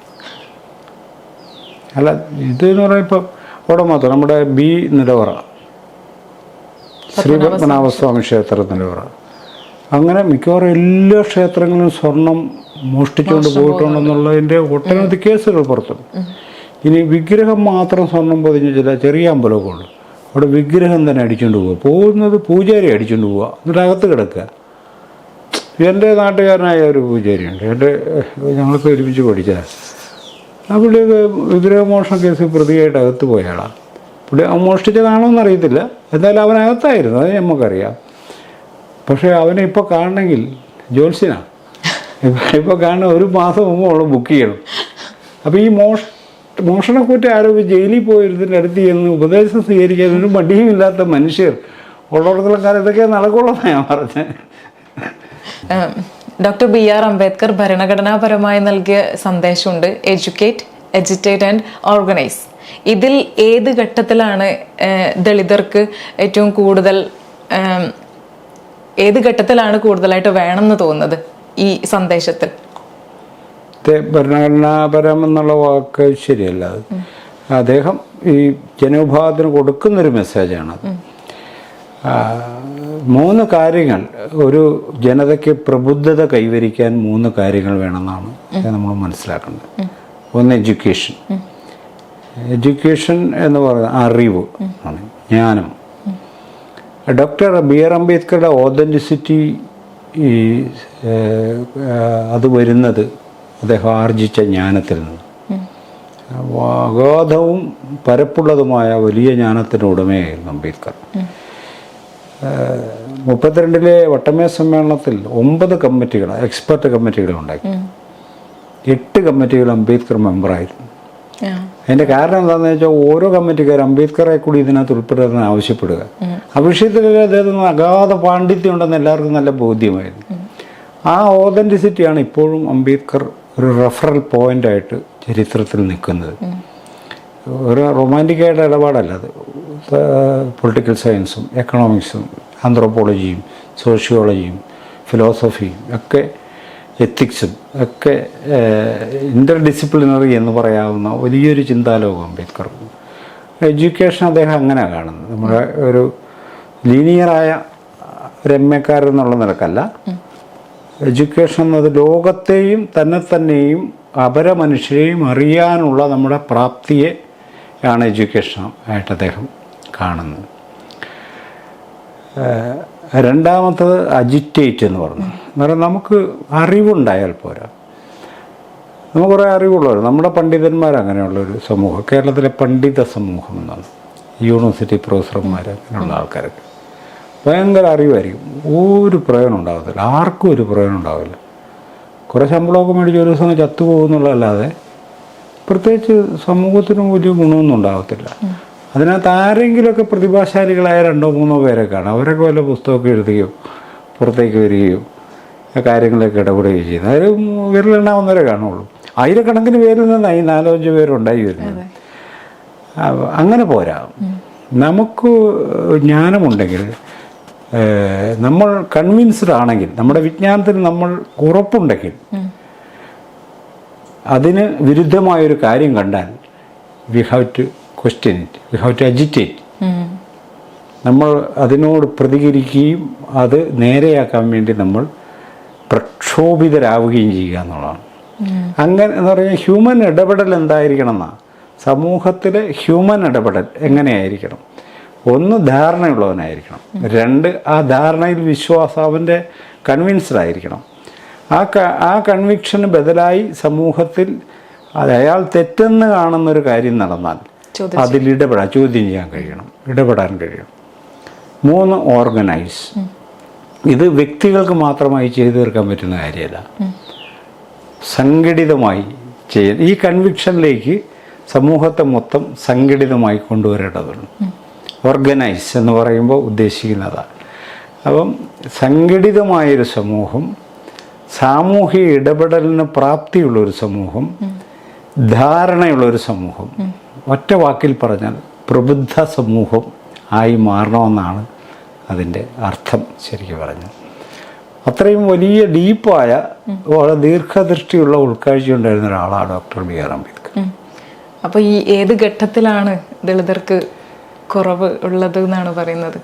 ഇന്ത്യക്കകത്ത്, സ്വതന്ത്ര ഇന്ത്യക്കകത്ത്, അല്ലെങ്കിൽ കൊളോണിയൽ ഇന്ത്യ മുതലുള്ള ഹിസ്റ്ററി എടുത്താൽ, നമ്മൾ ഈ അൺടച്ചബിൾ കാസ്റ്റിനെ മാത്രം എടുത്താൽ നമുക്ക് മനസ്സിലാവും അവർക്ക് ഏതെങ്കിലും തരത്തിലുള്ളൊരു വികാസം ഉണ്ടായിട്ടുണ്ടെങ്കിൽ, personal or social or ethical development അവർക്കുണ്ടെങ്കിൽ അത് ഈ 3 ഘട്ടങ്ങളിലൂടെ അവർ നേടിയെടുത്താണ്. എഡ്യൂക്കേഷനിലൂടെയാണ് അവർ ആദ്യമായി എൻലൈറ്റ്മെൻറ്റിൻ്റെ ചില രശ്മികൾ അവരുടെ ജീവിതത്തിലേക്ക് കടന്നു വരുന്നത് എഡ്യൂക്കേഷനിലൂടെ. ആ എഡ്യൂക്കേഷൻ്റെ ആ വെളിച്ചത്തിൽ നിന്നാണ് അവർ മനുഷ്യരാണെന്നുള്ള, മറ്റുള്ളവരെ പോലെ തന്നെ ഈക്വൽ റൈറ്റ്സ് ഉള്ള മനുഷ്യരാണെന്നുള്ള ബോധം അവരിലേക്ക് വരുന്നത്. അവിടെയാണ് വിശാലമായ സമരങ്ങൾ, നമ്മൾ ചെറിയ സമരമൊന്നുമല്ല ഇന്ത്യക്കകത്ത്, വിശാലമായ സമരങ്ങൾ. ജ്യോതിബ ഫൂലെ മുതൽ ആരംഭിക്കുന്ന ദീർഘമായ സമരങ്ങളുടെ ഒരു ചരിത്രമാണ്. ഈ സമരങ്ങളൊക്കെ ഓരോ റൈറ്റ്, ഓരോ അവകാശങ്ങളും, വളരെ ചെറിയ അവകാശങ്ങൾ, ഇന്നിപ്പോൾ വളരെ നിസ്സാരമെന്ന് തോന്നുന്ന എന്നാൽ ഈ വഴി കൂടി ഇറങ്ങി നടക്കാൻ പോലും അവകാശമില്ലായിരുന്നു പറഞ്ഞു. അതുപോലും സമരം ചെയ്താണ് നേടിയത്. അപ്പോൾ അജിറ്റേഷൻ അതിപ്പോഴും തുടരുക. അജിറ്റേഷൻ ഇപ്പോഴും പല രൂപത്തിൽ തുടരുകയാണ്. അപ്പോൾ അതിനകത്ത് ഏറ്റവും പ്രധാനപ്പെട്ട പോയിന്റ് എന്ന് പറയുന്നത് ഈ എഡ്യൂക്കേഷൻ എന്ന് പറയുന്ന സംഭവം. അവിടെ നിന്ന് അതില്ലാത്തവർക്ക് ഓർഗനൈസേഷൻ ഉണ്ടായിട്ട് കാര്യമില്ല, അതില്ലാത്തവർ അജിറ്റേറ്റ് ചെയ്തിട്ടും കാര്യമില്ല. എഡ്യൂക്കേഷനാണ് അതിൻ്റെ പില്ലർ എന്ന് പറയുന്നൊരു സംഗതി. ഔദ്യോഗിക വിദ്യാഭ്യാസം ഒന്നും അതിന് അർത്ഥമൊന്നുമില്ല. സെൽഫ് അവെയർനെസ് ഏറ്റവും പ്രധാനമാണ്. നമ്മൾ നമ്മളെ തന്നെ അറിയുക, ലോകത്തെ അറിയുക, അപര മനുഷ്യനെ അറിയുക എന്ന് പറയുന്നതാണ് ഏറ്റവും പ്രധാനപ്പെട്ട കാര്യം. അതുണ്ടെങ്കിൽ അവർക്ക് അജിറ്റേറ്റ് ചെയ്താൽ റിസൾട്ട് ഉണ്ടാക്കാൻ പറ്റും. അവർക്ക് ഓർഗനൈസ് ചെയ്താൽ റിസൾട്ട് ഉണ്ടാക്കാം. അതിൻ്റെ തെളിവാണ് ഇന്ത്യയിലെ ദളിതർ. ഇപ്പോൾ നമുക്ക് സംവരണത്തിന് എടുക്കുകയാണെങ്കിൽ, സംവരണം എന്ന് പറയുന്നത് ഭരണഘടനാപരമായി നടക്കുന്ന ഒരു പ്രോസസ്സ് എന്നതിലുപരിയായിട്ട് സാമൂഹ്യപരമായിട്ടുള്ള ഒരു പ്രസ്ഥാനം എന്നുള്ള രീതിയിൽ പറയാൻ പറ്റുമോ? സംവരണത്തെ ഏതെങ്കിലും ഒരു പ്രസ്ഥാനത്തോട് ബന്ധിപ്പിച്ച് നമുക്ക് കാണാൻ പറ്റില്ല. അങ്ങനെയാണോ ഉദ്ദേശിച്ചത്? സാമൂഹ്യ നീതിയുടെ ഒരു പ്രസ്ഥാനം എന്നുള്ള രീതിയിൽ. അതെ, അത് ഇന്ത്യൻ സോഷ്യൽ സ്ട്രക്ചറിനോടുള്ള ആധുനിക മനുഷ്യൻ്റെ റെസ്പോൺസിൽ നിന്നാണ് റിസർവേഷൻ എന്ന് പറയുന്നൊരു പോളിസി രൂപങ്ങൾ. ഇന്ത്യയിൽ നിലനിന്നിരുന്ന സ്ട്രക്ചറിൻ്റെ ഒരു പ്രത്യേകത, രണ്ട് പ്രത്യേകതകളുണ്ട്. ഒന്നത് എല്ലാവർക്കും സ്വാഭാവിക നീതി ലഭ്യമാക്കിയിരുന്നു. സ്ത്രീകൾക്കില്ലായിരുന്നു, കുട്ടികൾക്കില്ലായിരുന്നു. ബാലവേല എന്നൊക്കെ പറയുന്നത് ഒരു സ്ഥിര സംഭവമായിരുന്നല്ലോ. ദളിതർക്കില്ലായിരുന്നു, ആദിവാസികൾക്കില്ലായിരുന്നു, പിന്നോക്ക വിഭാഗങ്ങൾ, അങ്ങനെ കാസ്റ്റിൻ്റെ ഒരു ലെയർ താഴെയുള്ള വിഭാഗങ്ങൾക്കൊന്നും തന്നെ അവകാശങ്ങൾ സ്വാഭാവികമായി ലഭ്യമായിരുന്നില്ല. അത് കിട്ടിയിട്ടുണ്ടെങ്കിൽ അത് ഒരു സ്ട്രഗിൾ ചെയ്ത് വാങ്ങിയതാണ്. അപ്പോൾ ഇത്തരം ഒരു അടഞ്ഞ, രണ്ടാമത്തെ ഇതിൻ്റെ പ്രത്യേക ഇമ്മൊബിലിറ്റിയാണ്. മൊബിലിറ്റി ഇല്ലായിക, ചലനക്ഷമത ഇല്ലായിക. കാസ്റ്റ് അതിനെ തടയും. ഒരു ഘട്ടം കഴിയുമ്പോൾ ഒരു കാസ്റ്റിൽ നിന്ന് മറ്റൊരു കാസ്റ്റിലേക്ക് നമുക്ക് പ്രവേശിക്കാൻ പറ്റില്ല. കാസ്റ്റ് ജനിക്കുമ്പം കിട്ടുന്ന, മരിക്കുമ്പോഴേ പോകത്തുള്ളൂ. അത് താഴത്തേക്കും പോകാൻ പറ്റില്ല, നമുക്ക് മുകളിലേക്കും പോകാൻ പറ്റില്ല. ഇമ്മൊബിലിറ്റിയാണ് അതിൻ്റെ പ്രത്യേകത. റിജിഡാണ് ആ സംഭവം. ഈ റിജിഡിറ്റി വ്യക്തികളിൽ പ്രതിഫലിക്കുന്ന എങ്ങനെയാണെന്ന് വെച്ചാൽ സ്റ്റാഗ്നൻസി ആയിട്ടാണ്. വ്യക്തി സ്റ്റാഗ്നൻ്റ് ആകും ചില സാധനത്തിൽ. അവർക്ക് തന്നെ മുന്നോട്ട് പോകാൻ പറ്റും. അപ്പോൾ അവിടെ എഡ്യൂക്കേഷൻ സ്ഥാപനങ്ങൾ അവിടെയൊന്നും പോയാൽ ശരിയല്ല. നമുക്ക് ഇവിടുത്തെ സാധാരണ കോളേജിൽ പോയേക്കാം. എൻ്റെയൊക്കെ പ്രായം അവിടെ ഇവൻ സ്റ്റാഗ്നൻ്റ്, ഇവനങ്ങ് പോകാൻ പറ്റില്ല. ഇവൻ നല്ല വിദ്യാർത്ഥിയാണ്, പഠിക്കുകയൊക്കെ ചെയ്യും. പക്ഷെ അവിടുത്തെ അന്തരീക്ഷം അവന് പറ്റത്തില്ല. ഇവൻ്റെ സ്റ്റാഗ്നൻസിയും ആ അന്തരീക്ഷവും തമ്മിലുള്ള സംഘർഷത്തിൽ ഇവൻ പുറകോട്ട് പോവുകയും ചെയ്യുക. അപ്പോൾ ഞാൻ ഈ താമസിക്കുന്ന ഈ ചെറിയ ഈ കോളനിക്കകത്ത് വില്ല എന്നൊക്കെയാണ് പറയുന്നത്. ഞാൻ കോളനിയായിട്ട് കാണുന്നു. ഇവിടെയൊക്കെ ഒന്ന് വീട് മേടിച്ചൊക്കെ താമസിക്കുന്നത് വലിയ ബുദ്ധിമുട്ടല്ലേ? ഞാൻ എന്ത് ബുദ്ധിമുട്ട്, എൻ്റെ സുഹൃത്തുക്കൾ തന്നെ എന്നോട് ചോദിച്ചിട്ടുള്ള. അല്ല, അവരൊക്കെ വലിയ പൈസക്കാരും ഒക്കെ അല്ലേ. അപ്പം അങ്ങനെ ഞാൻ ഇതൊക്കെ നിങ്ങളോട് ആരാ പറഞ്ഞു? അല്ല, അവരൊക്കെ അങ്ങനെ അല്ലേ. നമ്മൾ അങ്ങനെ അല്ല. അത് നമ്മുടെ ഒരു സങ്കല്പമാണ്. ഈ വില്ലയിലൊക്കെ താമസിക്കുന്ന വലിയ പൈസക്കാരും വലിയ സോഷ്യൽ സെക്യൂരിറ്റി ആവശ്യമുള്ളവർ, വളരെ സാധാരണ മനുഷ്യർ ഇവിടെയൊക്കെ താമസം. ഞാൻ എല്ലാവരോടൊക്കെ സംസാരിച്ച് എനിക്ക് മനസ്സിലായ കാര്യം, എൻ്റെ അതേ ബാക്ക്ഗ്രൗണ്ടുള്ളവരാണ് എല്ലാവരും. അത്യാവശ്യം ചെറുകിട സമ്പത്തുള്ളൊരു വീട്ടിൽ നിന്നൊക്കെ വന്ന് സ്കൂളിലൊക്കെ പോയി പഠിച്ച് ജയിച്ച് വിദേശത്തൊക്കെ പോയി, അല്ലെങ്കിൽ നല്ല ഡിഗ്രിയൊക്കെ എടുത്ത് ജോലിയൊക്കെ വാങ്ങി അങ്ങനെ ജീവിക്കുന്നവരെ ഇവിടെ ഉള്ളവരെല്ലാം. അല്ലാതെ ഇവിടെ സ്പെഷ്യലായിട്ട് ആരുമില്ല അങ്ങനെ. പക്ഷെ പുറത്തുനിന്ന് നോക്കുന്ന ആൾ അങ്ങനെ അല്ല കരുതുന്നത്, വിലയിരുത്തുന്നത്. അങ്ങനെ ഇതെന്തോ വലിയ ആൾക്കാരുടെ ഒരു സ്ഥലമാണ് സംഭവം. എൻ്റെ ബന്ധുക്കൾക്കൊക്കെ ഇങ്ങോട്ട് വരാനായിട്ട് മടിയുണ്ടെന്നാണ് ഞാൻ മനസ്സിലാക്കുന്ന സംഭവം. അവരൊക്കെ വലിയ ആൾക്കാരായി പോയി അങ്ങനെ അല്ല, മനസ്സിലായില്ലേ? നമ്മുടെ സൗകര്യം അന്നും അവിടെ പ്രഥമ ഗണനീയമല്ല ഇത്തരം കാര്യങ്ങൾ. അപ്പോൾ ഇങ്ങനെ സ്റ്റാഗ്നൻ്റ് ആവും നമ്മൾ തന്നെ സ്റ്റാഗ്നൻ്റ്. കാസ്റ്റിൻ്റെ ഒരു പ്രത്യേകത ഈ ഇമ്മൊബിലിറ്റി സ്റ്റാഗ്നൻസി ആയിട്ട് വ്യക്തികളെ ബാധിക്കുക. ചലനക്ഷമത അങ്ങോട്ട് പൂർണ്ണമായിട്ട് അങ്ങ് നഷ്ടപ്പെടും.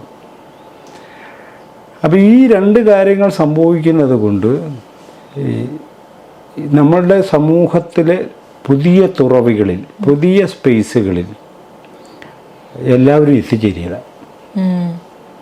എല്ലാവരും സ്വാഭാവികമായിട്ട് എത്തിച്ചേരത്തില്ല. ഒന്ന് ഈ സ്റ്റാഗ്നൻസി ഒരു പ്രശ്നമാണ്. അതോടൊപ്പം തന്നെ അവിടെ ഇരിക്കുന്നവൻ്റെ പുറന്തള്ളൽ, സ്വാഭാവിക നീതി കൊടുക്കാതെ ഉള്ള പുറന്തള്ളലും പ്രശ്നമാണ്. രണ്ടും പ്രശ്നമാണ്. അപ്പോൾ നമ്മൾ പാർലമെൻറ്റ് എടുത്താൽ നമ്മൾ നോക്കിക്കഴിഞ്ഞാൽ കുറച്ച് പ്രത്യേക ജാതി എന്നുള്ളവരായിരിക്കും അതിനകത്ത് കൂടുതൽ ഇരിക്കുക. നമ്മൾ ഒരു പത്രത്തിൻ്റെ എഡിറ്റോറിയൽ ബോർഡിൽ ചെന്ന് നോക്കി കഴിഞ്ഞാൽ അവിടെ ഇരിക്കുന്നതെല്ലാം ചില സവർണ്ണ ജാതി എന്നുള്ള ആൾക്കാരായിരിക്കും. അത് എവിടെ നോക്കിയാലും ഇങ്ങനെ കാണുന്നു. ഇപ്പോൾ ഒരു പാലാ സെൻറ് തോമസ് കോളേജിൻ്റെ സ്റ്റാഫ് റൂമിൽ ചെന്ന് നോക്കി കഴിഞ്ഞാൽ അവിടെ മുഴുവൻ ക്രിസ്ത്യാനികളായിരിക്കും. NSS കോളേജിൻ്റെ സ്റ്റാഫ് റൂമിൽ ചെന്നാൽ അവിടെ മുഴുവൻ നായന്മാരും പിള്ളമാരും ഇങ്ങനെ ഇരിക്കും. വേറെ ആരും ഇല്ലേ ഇവിടെ? എന്താണ് അതിൻ്റെ ഒരു പ്രശ്നം? ഇതൊരു സോഷ്യൽ ക്വസ്റ്റ്യനാണ്. അപ്പോൾ ഇതിനോട് ഇതെങ്ങനെ പരിഹരിക്കുക എന്നുള്ളത് എന്ന് പറയുക, ആധുനിക സമൂഹത്തിൽ മനുഷ്യൻ തുല്യരാണെന്നുള്ള സങ്കല്പമാണ് അതിൻ്റെ ബേസ്. തുല്യരാണെന്ന് പറഞ്ഞാൽ തുല്യ അവസരം ലഭ്യമാക്കണം എന്നാണ് അതിൻ്റെ അർത്ഥം. തുല്യ അവസരം ലഭ്യമാക്കണം എല്ലാവർക്കും. അല്ലാതെ നമ്മൾ തമ്മിൽ പൊക്കത്തിലും വണ്ണത്തിലും ചിന്തയിലും തുല്യമാണെന്നല്ല. നിങ്ങൾക്ക് കിട്ടുന്ന അതേ അവസരം എനിക്ക് കിട്ടുന്ന അതേ അവസരം നിങ്ങൾക്കും കിട്ടണം എന്നുള്ളതാണ്. അങ്ങനെയാണ് നമ്മൾ തുല്യത പ്രാക്ടീസ് ചെയ്യാൻ പറ്റത്തുള്ളൂ. അപ്പോൾ തുല്യ അവസരം കിട്ടണം. അപ്പോൾ എല്ലാ സ്ഥലത്തും ഇവർ എത്തിച്ചേരുന്ന ഒരു മെക്കാനിസം ഉണ്ടായാലേ ഇത് കിട്ടത്തുള്ളൂ. കാരണം ഈ സ്റ്റാഗ്നൻസി ഉള്ളത് കൊണ്ടും ഈ പുറന്തള്ളൽ സംഭവം ഉള്ളത് കൊണ്ടും നിയമപരമായ പ്രൊട്ടക്ഷൻ ഉണ്ടെങ്കിലേ ഈ സംഭവം നടക്കുകയുള്ളൂ. ഇവിടെ എൻട്രി സാധ്യമാകത്തുള്ളൂ. ഓക്കെ. അപ്പോൾ ഈ PSC എക്സാമുകളിലൊക്കെ കാണുന്ന ആ ഒരു സംവരണ അടിസ്ഥാനത്തിലുള്ള നിയമനവും ഈ രീതിയിൽ തന്നെയാണോ? അതെ, ഞാൻ പറയുന്നത് ആദ്യമായിട്ട് ഞങ്ങൾക്ക് ആധുനിക ഇന്ത്യക്കകത്ത് സ്ഥാനം വേണമെന്ന് ആവശ്യപ്പെട്ട് ദലിതരല്ല, മുസ്ലിങ്ങൾ ആവശ്യപ്പെട്ടു. അവർക്ക് ആ ഭീതി ഉണ്ടായിരുന്നു. അവർ ന്യൂനപക്ഷമായതുകൊണ്ട് പുറന്തള്ളപ്പെടാൻ സാധ്യതയുണ്ട്. അങ്ങനെയാണ് ലക്നോ പാക്ട് എന്ന് പറയുന്നൊരു പാക്ട് തന്നെയുണ്ട്. ഇന്ത്യൻ നാഷണൽ കോൺഗ്രസും മുസ്ലിം ലീഗും, അന്നത്തെ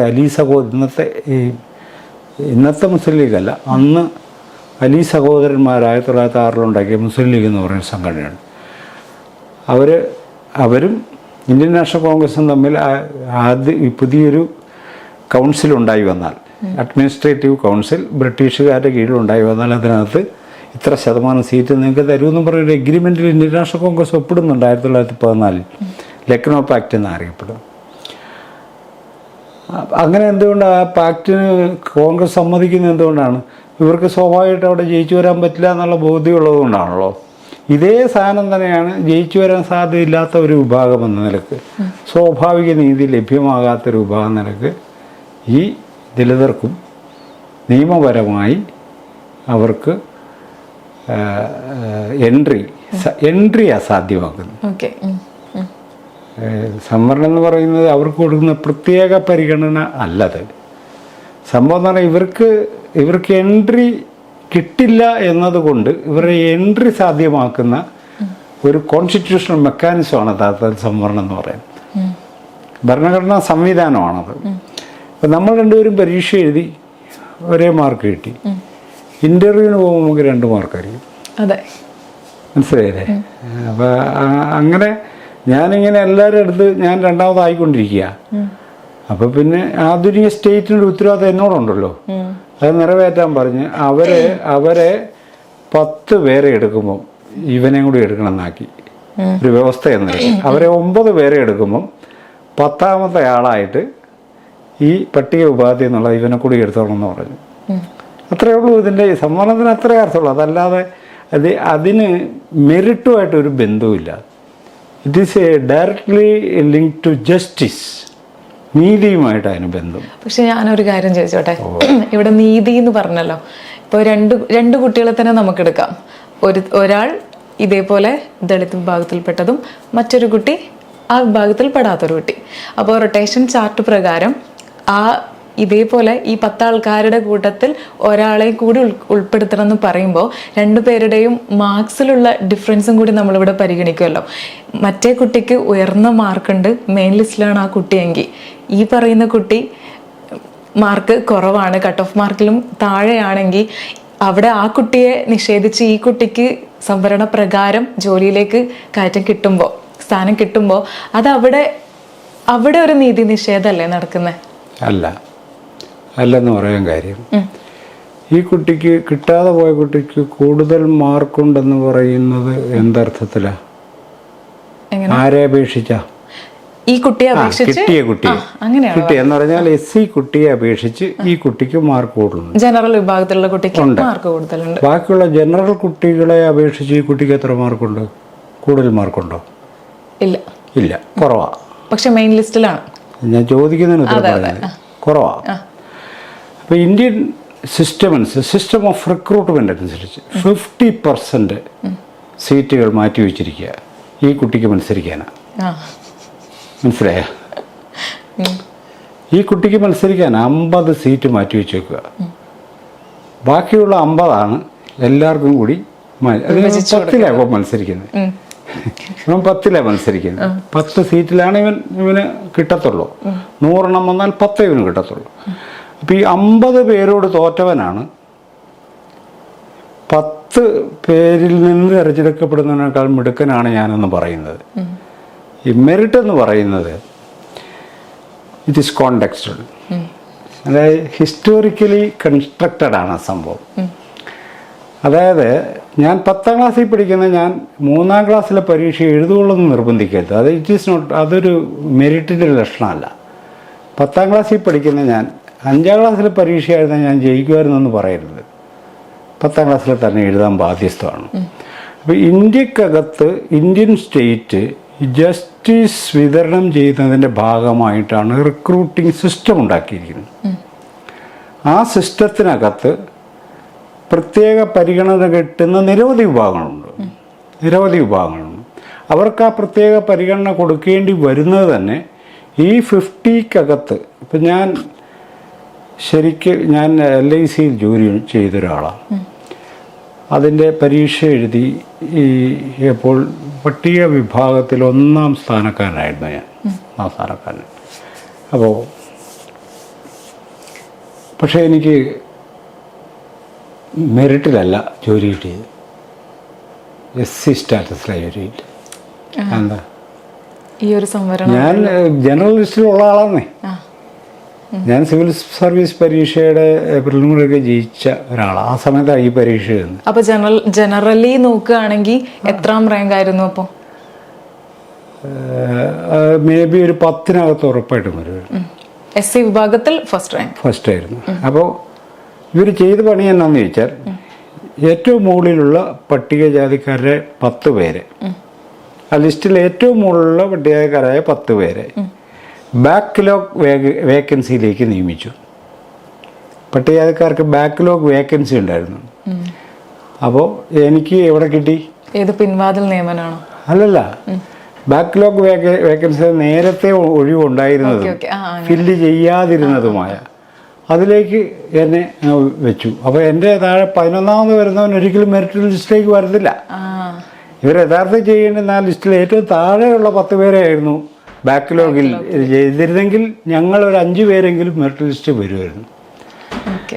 മെറിറ്റിൻ്റെ അട്ടിമറി പോട്ടെ, അത് പല രൂപത്തിൽ നടക്കുന്നു. ഞാൻ പറയുന്നത് ഇതിന് മെറിറ്റുമായിട്ട് ബന്ധമില്ല എന്ന് പറയാൻ കാര്യം എന്താണെന്ന് ചോദിച്ചാൽ, ഒന്ന്, ഈ റിക്രൂട്ടിംഗ് സമ്പ്രദായം ഉണ്ടായിരിക്കുന്നത്, അതിന് പ്രത്യേക പരിഗണനകൾ ഉണ്ടായി വരുന്നത് സ്റ്റേറ്റ് സൊസൈറ്റിയുടെ എല്ലാ ഘടകങ്ങളെയും പരിഗണിക്കുന്നതുകൊണ്ടാണ്. അപ്പോൾ അവിടെ ഒരു കുട്ടിക്ക് മാർക്ക് കൂടുതലുണ്ട് എന്ന് പറയുന്നത് അത് കേവലമായൊരു വാദമല്ല.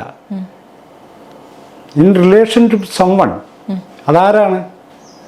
ആദിവാസിയേക്കാൾ എനിക്ക് 2 മാർക്ക് കൂടുതലുണ്ടെന്നാണ് പറയുന്നത്. എന്നിട്ട് ആദിവാസി കിട്ടി, എനിക്ക് കിട്ടിയില്ല എന്നാണ് വാദം. ഞാൻ ചോദിക്കുന്നത്, ഇവനെ പല കാറ്റഗറി ആയിട്ടാണ് റിക്രൂട്ട് ചെയ്യുന്നത്. ഇവൻ്റെ കാറ്റഗറിയിൽ ഇവൻ്റെ മാർക്ക് നോക്കും, ഇവനേറ്റവും പുറകിലാണ്. അതുകൊണ്ട് അവന് കിട്ടാതെ പോകുന്നത്, അവന് യഥാർത്ഥത്തിൽ കിട്ടാതെ പോകുന്നത് 50% മത്സരിച്ച് ഒരു ജോലി മേടിക്കാൻ പ്രാപ്തിയില്ലാത്തതുകൊണ്ട് അവന് കിട്ടാത്തത്. ഈ 10% കാര്യമല്ലത്. പക്ഷെ ഇതിനെ എപ്പോഴും ലിങ്ക് ചെയ്ത് മനുഷ്യർ വർഷങ്ങളായിട്ട് ഇങ്ങനെ പറഞ്ഞുകൊണ്ടിരിക്കുക. ഇത് ഈ 10% കാര്യമല്ലത്. 10% ലിങ്ക് ചെയ്യേണ്ട കാര്യമില്ല. 2, മെറിറ്റ് എന്ന് പറയുന്ന സംഗതി. മെറിറ്റിനൊരു ഹിസ്റ്ററിയാണ്. അത് അതിലൊരു പ്രധാന സംഭവം ഞാൻ പറയാം. IAS മുമ്പ് IPS ആയിരുന്നു, ICS ആയിരുന്നു. ബ്രിട്ടീഷുകാർ ഇന്ത്യ ഭരിച്ചുകൊണ്ടിരിക്കുമ്പോൾ Indian civil service, Indian administrative സർവീസിന് പകരം ഇന്ത്യൻ സിവിൽ സർവീസ് പരീക്ഷ. ആ പരീക്ഷ ഇന്ത്യക്കാർ എഴുതിയിട്ട് ജയിക്കുന്നില്ല. അത് എഴുതിയിട്ട് ഒറ്റ എഴുതും ജയിച്ചില്ല, രണ്ടാമത് എഴുതിയിട്ടും ജയിച്ചില്ല. മൂന്നാമത് ബ്രിട്ടൻ തീരുമാനിച്ചു 100-ൽ 35 മാർക്ക് കിട്ടുന്നതിനെ എടുത്തേക്കാൻ തീരുമാനിക്കുക. അങ്ങനെയാണ് 2 പേര് ഇന്ത്യ ചരിത്രത്തിൽ ICS പരീക്ഷ ജയിക്കുന്നത്. എല്ലാവരും ജയിക്കാറുണ്ട്. അതിൻ്റെ കാര്യം, ബ്രിട്ടൻ്റെ ICS പരീക്ഷയുടെ സിലബസ് എന്ന് പറയുന്നത് ബ്രിട്ടീഷ് ഹിസ്റ്ററിയും ഇംഗ്ലീഷ് ലിറ്ററേച്ചറും വേൾഡ് ജിയോഗ്രഫിയും ഒക്കെ അടങ്ങുന്നതാണ്. ഈ വേദ ഇതിഹാസമൊന്നും പഠിച്ചാൽ അതിന് ഉത്തരം എഴുതാൻ പറ്റില്ല, തോറ്റുപോകും. അങ്ങനെ ഇവരെല്ലാം തോറ്റുപോയത്. ഈ അയ്യക്കാർമാരൊക്കെ തോറ്റുപോയത്. അപ്പോൾ നമ്മൾ മെറിറ്റിയസ് ആണോ അല്ലയോ എന്ന് നമ്മൾ ജന്മം കൊണ്ടുള്ള സംഭവമല്ല, നമ്മൾ എന്തിനെയാണ് കൺഫ്രണ്ട് ചെയ്യുന്നത് എന്നതിൻ്റെ അടിസ്ഥാനത്തിലാണ്. ഇപ്പം എനിക്കറിയാവുന്ന സംഗതികളൊരു ക്വസ്റ്റ്യൻ പേപ്പർ തയ്യാറാക്കിയാൽ, എൻ്റെ ജീവിത ഇടങ്ങളെ ഇത് ചെയ്തിട്ട് ഒരു ക്വസ്റ്റ്യൻ പേപ്പർ തയ്യാറാക്കി തരികയാണെങ്കിൽ, എനിക്ക് ഇൻറ്റിമസിയുള്ള, ഞാൻ വായിക്കുന്ന അല്ലെ ഞാൻ ഇടപെടുന്ന ലോകത്തെക്കുറിച്ചിട്ടുള്ള ഒരു ക്വസ്റ്റ്യൻ പേപ്പർ തയ്യാറാക്കുകയാണെങ്കിൽ I will be a meritorious man. എനിക്ക് പരിചയമില്ലാത്തൊരു ക്വസ്റ്റ്യൻ പേപ്പറാണ് വരുന്നെങ്കിൽ ഞാൻ മെറിറ്റിയസ് ആയിക്കൊള്ളുന്നില്ല. അപ്പോൾ ഞാൻ ഒരു ചെറിയ സിമ്പിളായൊരു ഉദാഹരണം. അപ്പോൾ ഞാൻ സ്കൂളിലൊക്കെ പഠിക്കുന്ന ആൾ 3ാം ക്ലാസ് വെച്ച് രാമൻ, സീത, ലക്ഷ്മണൻ എന്നൊക്കെ പറഞ്ഞിട്ട് പഠിക്കുന്നുണ്ട്. അപ്പോൾ ഇവരൊക്കെ ആരാന്ന് എനിക്കൊരു പിടി കിട്ടുന്നില്ല. അപ്പോൾ അമ്പും വില്ലുമൊക്കെ പിടിച്ച് സീത നടക്കും, ശ്രീരാമൻ മുന്നിലും ലക്ഷ്മണൻ പുറകിൽ. അത് ഞാൻ ഓർക്കുന്നുണ്ട് ഇപ്പോൾ ആ ചിത്രം. അവരിങ്ങനെ പോകുന്ന ചിത്രമൊക്കെ ഉണ്ട്. അപ്പോൾ എനിക്കിതൊന്നും അറിയില്ല, ഞാൻ കേട്ടിട്ടുമില്ല. അപ്പോൾ എൻ്റെ കൂടെ പഠിക്കുന്ന ഭേദപ്പെട്ട സവർണ കുടുംബത്തിൽ നിന്ന് വരുന്ന എൻ്റെ ക്ലാസ്മേറ്റിന് ഇവരെല്ലാം അറിയാം. അല്ല, എല്ലാ കർക്കിടക മാസം ഇവൻ രാമൻ, ലക്ഷ്മണൻ, സീത എന്ന് മാത്രമേ കേൾക്കുന്നുള്ളൂ. അപ്പം ഞാൻ കേൾക്കുന്നത് പഴയ അമ്മൂമ്മ കഥകളും ഈ പഞ്ചതന്ത്ര കഥകളും ഒക്കെ അമ്മയ്ക്ക് അറിയാവുന്ന ചില കഥകളൊക്കെയാണോ നമുക്ക് പറഞ്ഞു തരുന്നത്. അതിനകത്ത് ഈ രാമനും ലക്ഷ്മണനൊന്നുമില്ല. പക്ഷെ ചോദ്യം എപ്പോഴും രാമനെയും ലക്ഷ്മണനെ കുറിച്ചായിരിക്കും. അവന് മാർക്ക് കിട്ടും, എനിക്ക് മാർക്ക് കുറയും. അപ്പം ഞാൻ പൊട്ടരാണെന്ന് നിങ്ങൾ വിധി എഴുതും. ഇതാണ് ഈ മെറിറ്റിൻ്റെ കാര്യം. കാടിനെക്കുറിച്ച്, കാട്ടിലെ പൂക്കളെക്കുറിച്ച്, കാടിനകത്തെ പുഴകളെക്കുറിച്ച്, ചെറു ജന്തുക്കളെക്കുറിച്ച് ഒരു സിലബസ് തയ്യാറാക്കും. കാടിൻ്റെ പ്രത്യേകതകളെക്കുറിച്ച് ഒരു സിലബസ് തയ്യാറാക്കും. ഒരു ക്വസ്റ്റ്യൻ പേപ്പറും തയ്യാറാക്കും. CBSE കുട്ടികൾ, ടൗണിൽ പഠിക്കുന്ന CBSE കുട്ടികൾ ഒരു 50 പേരെയും ഒരു 50 ആദിവാസി കുട്ടികളെയും ഇരുത്തി പരീക്ഷ എഴുതുക. CBSE കുട്ടിക്ക് 0 മാർക്ക് കിട്ടും, ആദിവാസി കുട്ടിക്ക് 100 മാർക്ക്. ഇത്രയേ ഉള്ളൂ മെറിറ്റിൻ്റെ കാര്യം, ഇത്രയേ ഉള്ളൂ. അതല്ലാതെ മെറിറ്റ് അങ്ങനെ ജന്മം കൊണ്ട് എന്തോ ഭയങ്കര ബുദ്ധിയുള്ളതുകൊണ്ട് അങ്ങനെയൊന്നുമില്ല. നമ്മൾ പിന്നെ എഡ്യൂക്കേഷൻ്റെ ഒരു മണ്ഡലം കടന്നു കഴിയും. നമ്മൾ ഏതാണ്ട് നോളജിൻ്റെ ഒരു സംഭവത്തിൽ നമുക്കൊരു കോമൺ ഷെയറിങ് ഉണ്ടാവും എന്നുള്ളതല്ലാതെ അത് കൺസ്ട്രക്റ്റ് ചെയ്യപ്പെട്ട, ഇപ്പം ഞാൻ തത്വചിന്ത പഠിച്ച ഒരാളാണ്. വേദങ്ങൾ, ഉപനിഷത്തുകൾ ഒക്കെ ഇന്ത്യൻ ഫിലോസഫിയുടെ ഭാഗമായിട്ട് ഞാൻ പഠിക്കുന്നുണ്ട്. ഇതൊന്നും എൻ്റെ വീട്ടുകാരൊന്നും പറഞ്ഞ് ഞാൻ കേട്ടിട്ടില്ല. പക്ഷെ ഒരു ബ്രാഹ്മണ കുടുംബത്തിൽ നിന്ന് വരുന്ന ഒരു കുട്ടി തീർച്ചയായിട്ടും ഇതൊക്കെ കേട്ടിട്ടുണ്ടാവും. അപ്പോൾ സ്വാഭാവികമായിട്ട് ഞാൻ അവനേക്കാൾ മെറിറ്റ് കുറഞ്ഞിരിക്കും.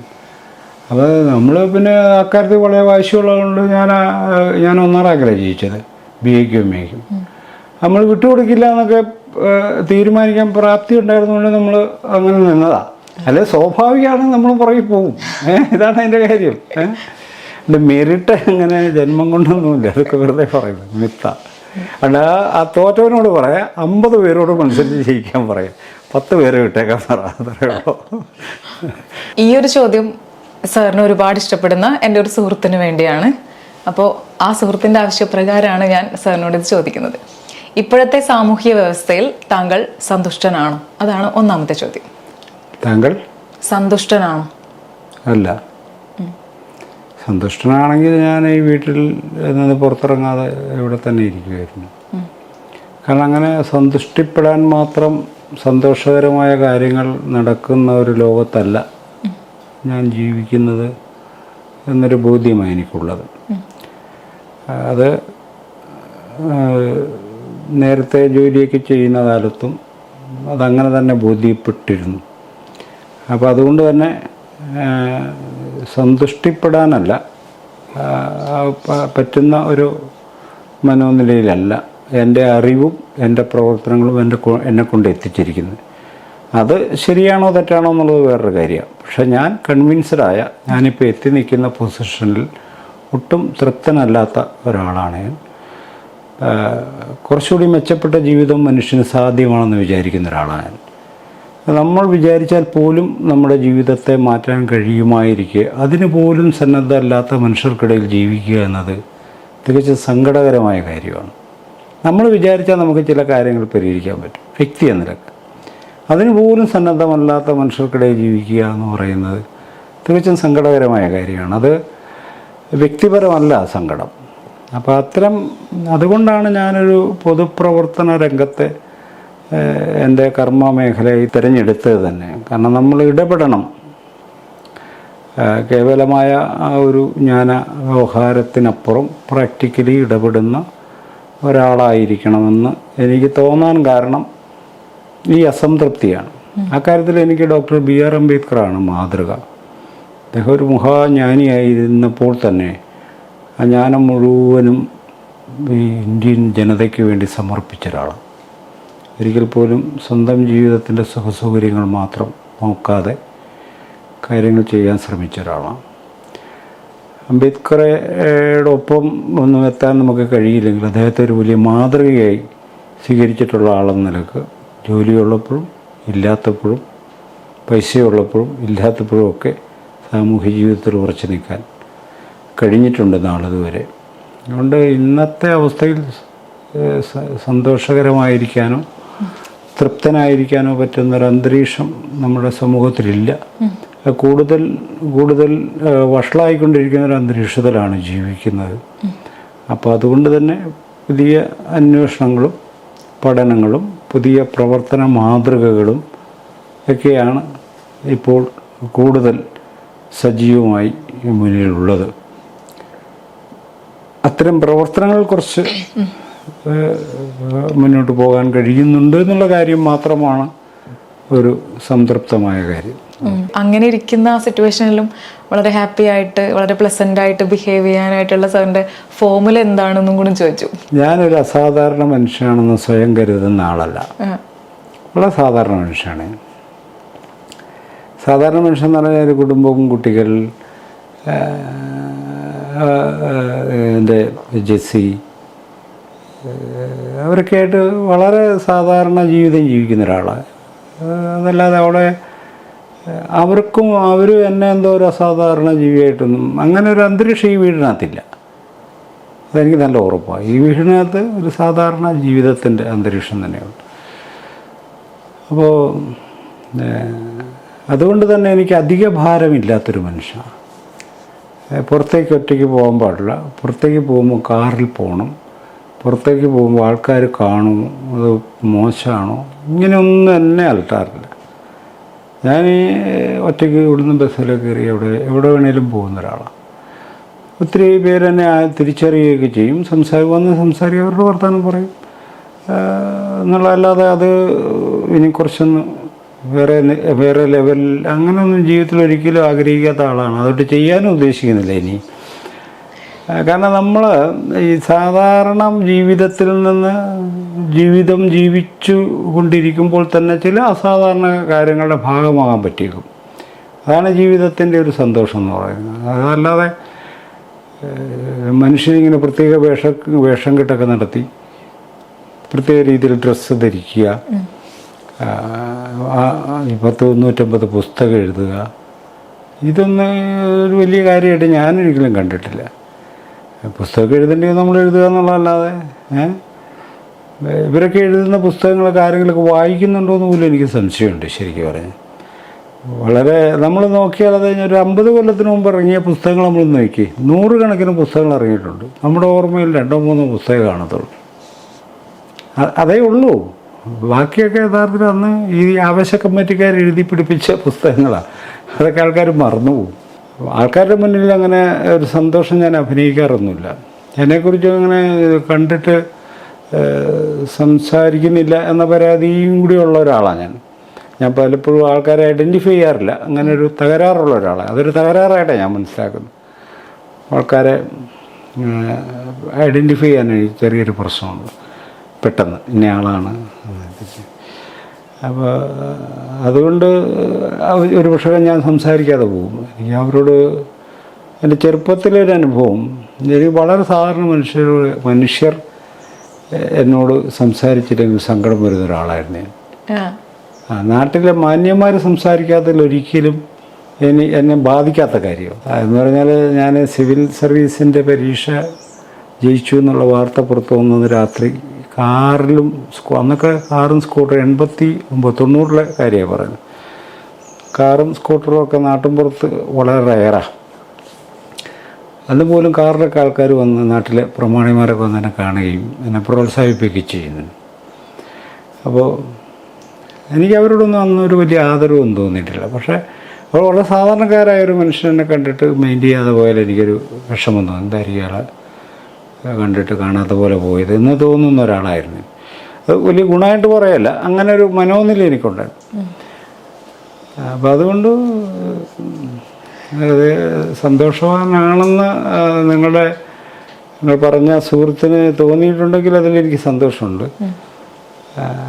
അത്ര വലിയ ആഹ്ലാദചിത്തനൊന്നുമല്ല, ഞാൻ അങ്ങ് ദുഃഖിതനൊന്നുമല്ല. ജീവിതം പരാജയപ്പെട്ടു, ഞാൻ എൻ്റെ പ്രവർത്തനങ്ങൾ വഴിയാധാരായി, അങ്ങനെ ഒരു ചിന്ത എനിക്കില്ല. മനുഷ്യൻ സാധ്യതയതല്ലേ ചെയ്യാൻ പറ്റുമോ? എല്ലാ മനുഷ്യരും ജയിച്ചു കൊള്ളുമെന്നൊരു നിയമവും ചരിത്രത്തിലില്ല. ചിലരൊക്കെ പരാജയപ്പെടാൻ ബാധ്യസ്ഥമാണ്. ചിലപ്പോൾ നമ്മൾ പരാജയപ്പെട്ടേക്കാം, അതൊരു കുറ്റമൊന്നുമല്ല. പരാജയപ്പെടുന്നൊരു കുറ്റമാണ്.